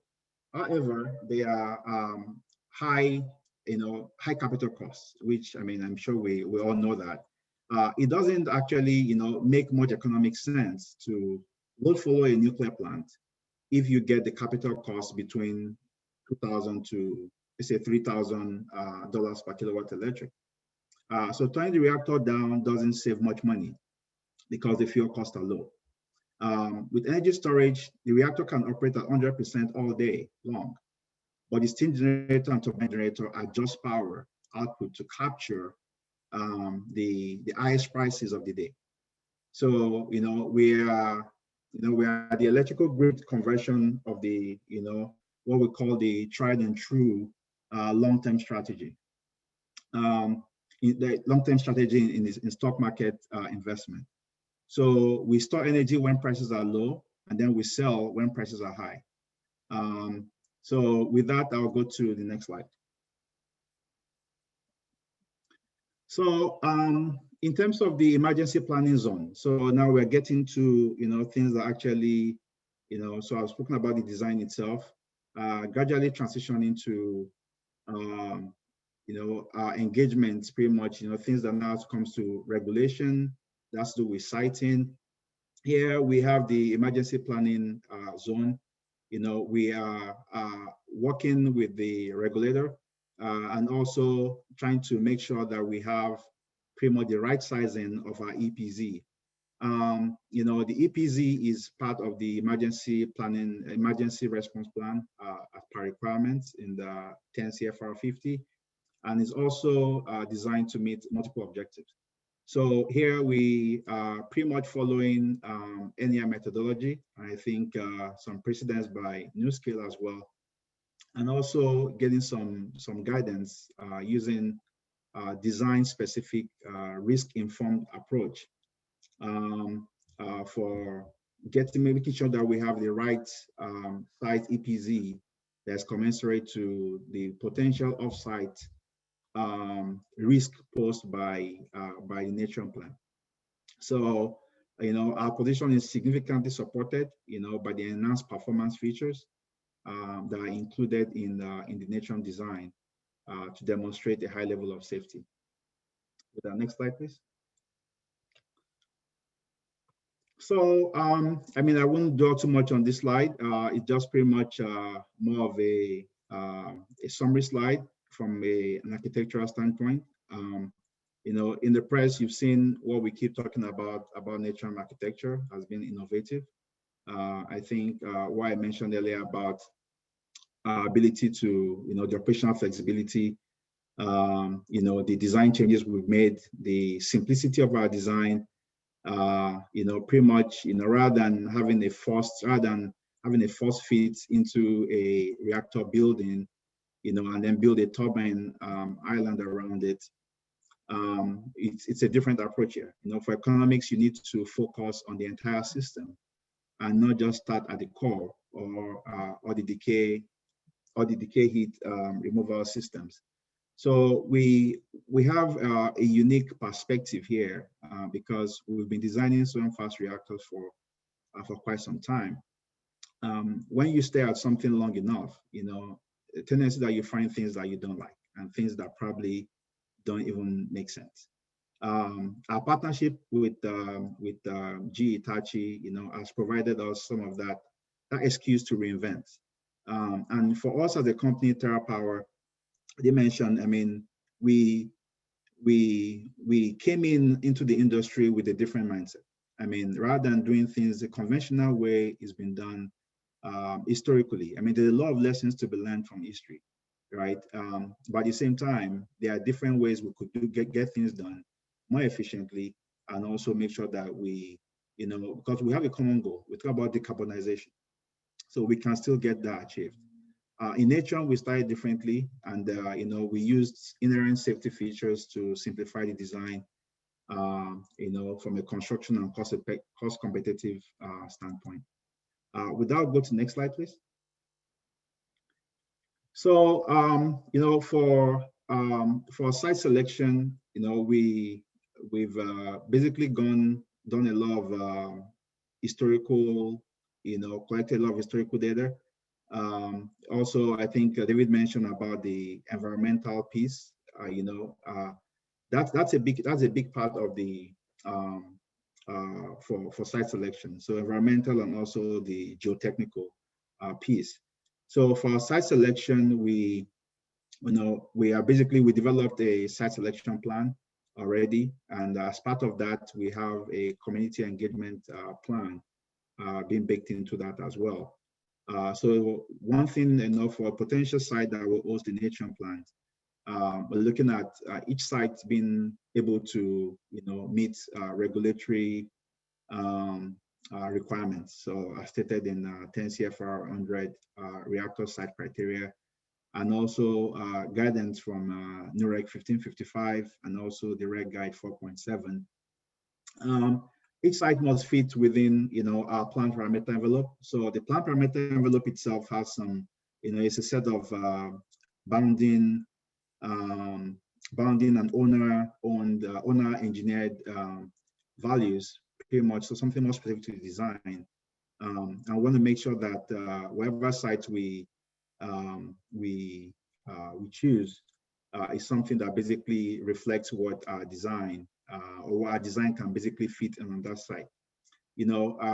I should mention here that a real attraction for us, being, we've had discussions with potential hosts sites, including Energy Northwest and INL, a couple of sites under consideration within the INL complex.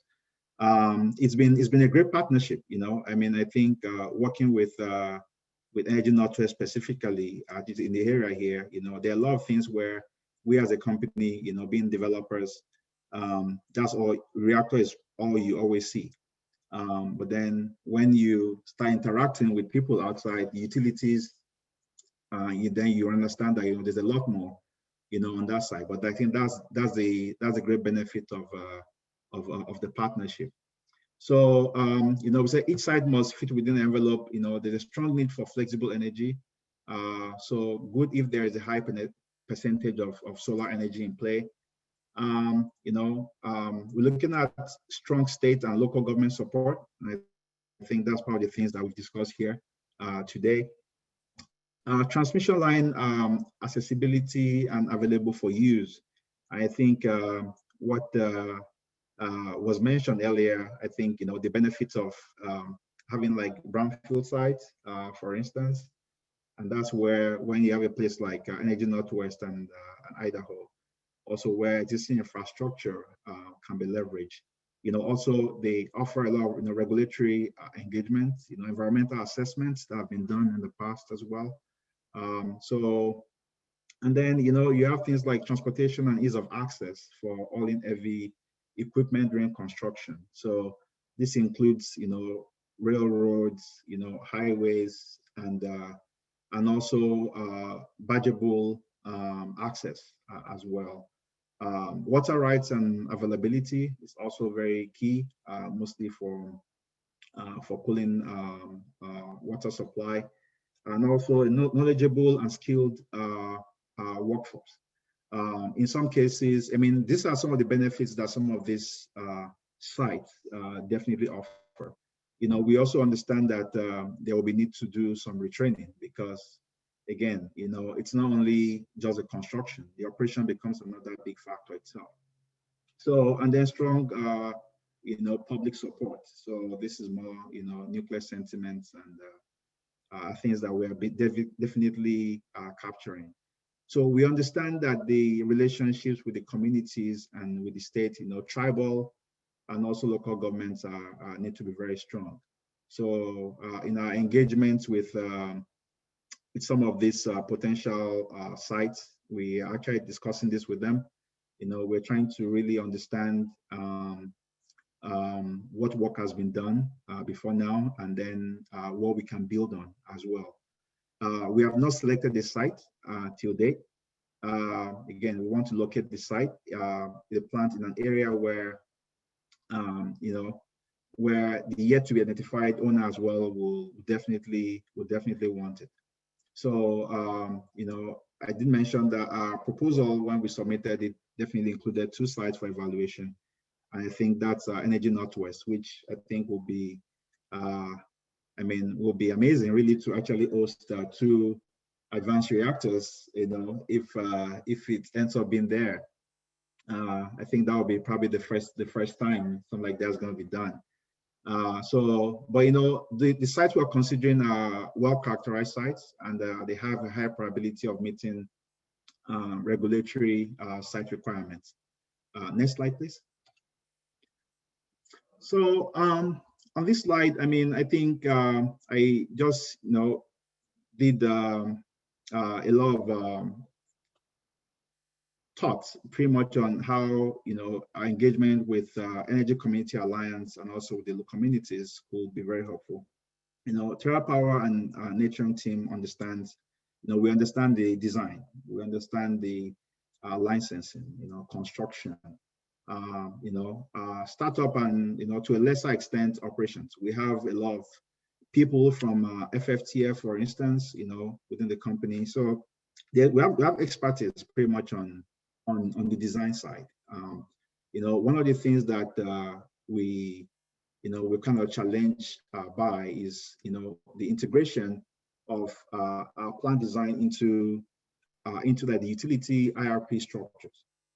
So that's something that we were not, I mean, I wouldn't say we're not very familiar. We have partners here that have been very helpful, you know, helping us to understand how those really work. You know, the entire interconnection process is something, looking at transmission is something that I think will appreciate, you know, a lot more engagement, you know, with the local government on, and also with the communities, and then how to, you know, obtaining the water rights locally and also the entire permitting process. We have a good understanding of for the potential all sites that we're engaging. We have good understanding what the state requirements for those states are. But you know, I think a few presenters mentioned earlier, some of the things we are definitely keeping track of as well is, like, you know, different states have different clean energy targets, you know, and then there are also local targets as well. So we are, you know, we have all this captured in our site evaluation criteria that we've developed as part of our site selection plan. We also don't have a strong understanding, you know, of the power centers in the states and local governments. So, you know, what are the local needs, you know, and how a power plant really fits into that community. So it's one thing to, you know, say, oh, we would like to have one here, you know, but again, it need to come from more from a demand signal kind of standpoint. And, you know, what might local and indigenous people, you know, be concerned about. I think Jason mentioned, and I think Kara mentioned that as well on the E3 study that was being done. You know, those are the kind of things we would like to really, you know, get some data, you know, studies that have been done recently in some of these host communities, help us to digest it, right? Because we need to now be able to absorb some of that in our community engagement plan, you know, to make sure that we don't lose sight. You know, it's kind of surprising what he mentioned about Seattle area, for instance. You know, we here locally, we do a lot of outreach here. We go to schools, you know, we have public events in like the town hall, you know, from time to time, just to educate the community. But that's just us here. So it's actually surprising to actually hear that, oh, you know, we always felt like Seattle probably had more of the anti-nuclear kind of people, because the people that we interact with, we feel pretty more comfortable with them, you know. So, so next slide, please. So basically, I mean, I think in essence, what I'm just saying is, you know, recent studies, surveys that have been done will be nice to have some of those, and then maybe help us to digest that a little bit more. So next slide. So here, you know, for the conclusion to my presentation, you know, we understand that for a new nuclear reactor to be successful, it's critical that the owner, operator, and the construction company form a solid partnership with the community, and that's what we are doing at the moment. You know, we would like to get a lot more input as well, you know, from organizations like ECA on if there are things that we are missing.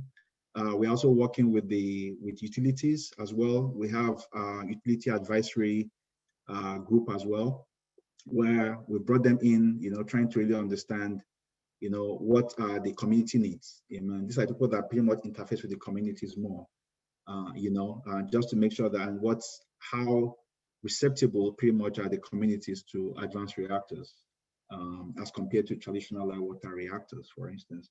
So we appreciate you know, the ECA has reached out to us to help us in this area. We're excited about it, and then we look forward to future interactions. I think that concludes my presentation. Thank you so much. That was really helpful to learn more about the Natrium reactor and TerraPower, and what a clean slide you had telling us, you know, what you're looking for at potential sites. So thank you for that. And also really helpful to hear the areas where we can feed into the process and, you know, as a local government, help share information that we have in terms of our interactions with the region and state government as well, because like you said, they can differ from one community to another, depending on how close they are, how far they are, and what they're prioritizing or what they view risk to be. So really appreciate that insight. I'm sorry that I took so much time presenting though. No, you know, the good news is that ECA has a lot of support for these conversations, and we're so interested in being a critical part of seeing the new nuclear promise come to fruition and helping support those efforts, that this is one of not only many previous conversations, but also one of many future conversations that I know that we're going to have. So it's always good that it's not silent, rather that we're rushing towards the end, because we know we've got plenty of things to chew on for the future. But before I wrap it up, I do want to throw one question your way, and that is, how do you all at TerraPower look at bridging the timeline that exists for business with the timelines that sometimes exist for governments? They can be quite different, the speed of business and the speed of government. And just wanted to let you close us out perhaps with any thoughts that you might have on how to jump that and streamline any processes. So yeah, I think that's an amazing question. I mean, I'll try my best here.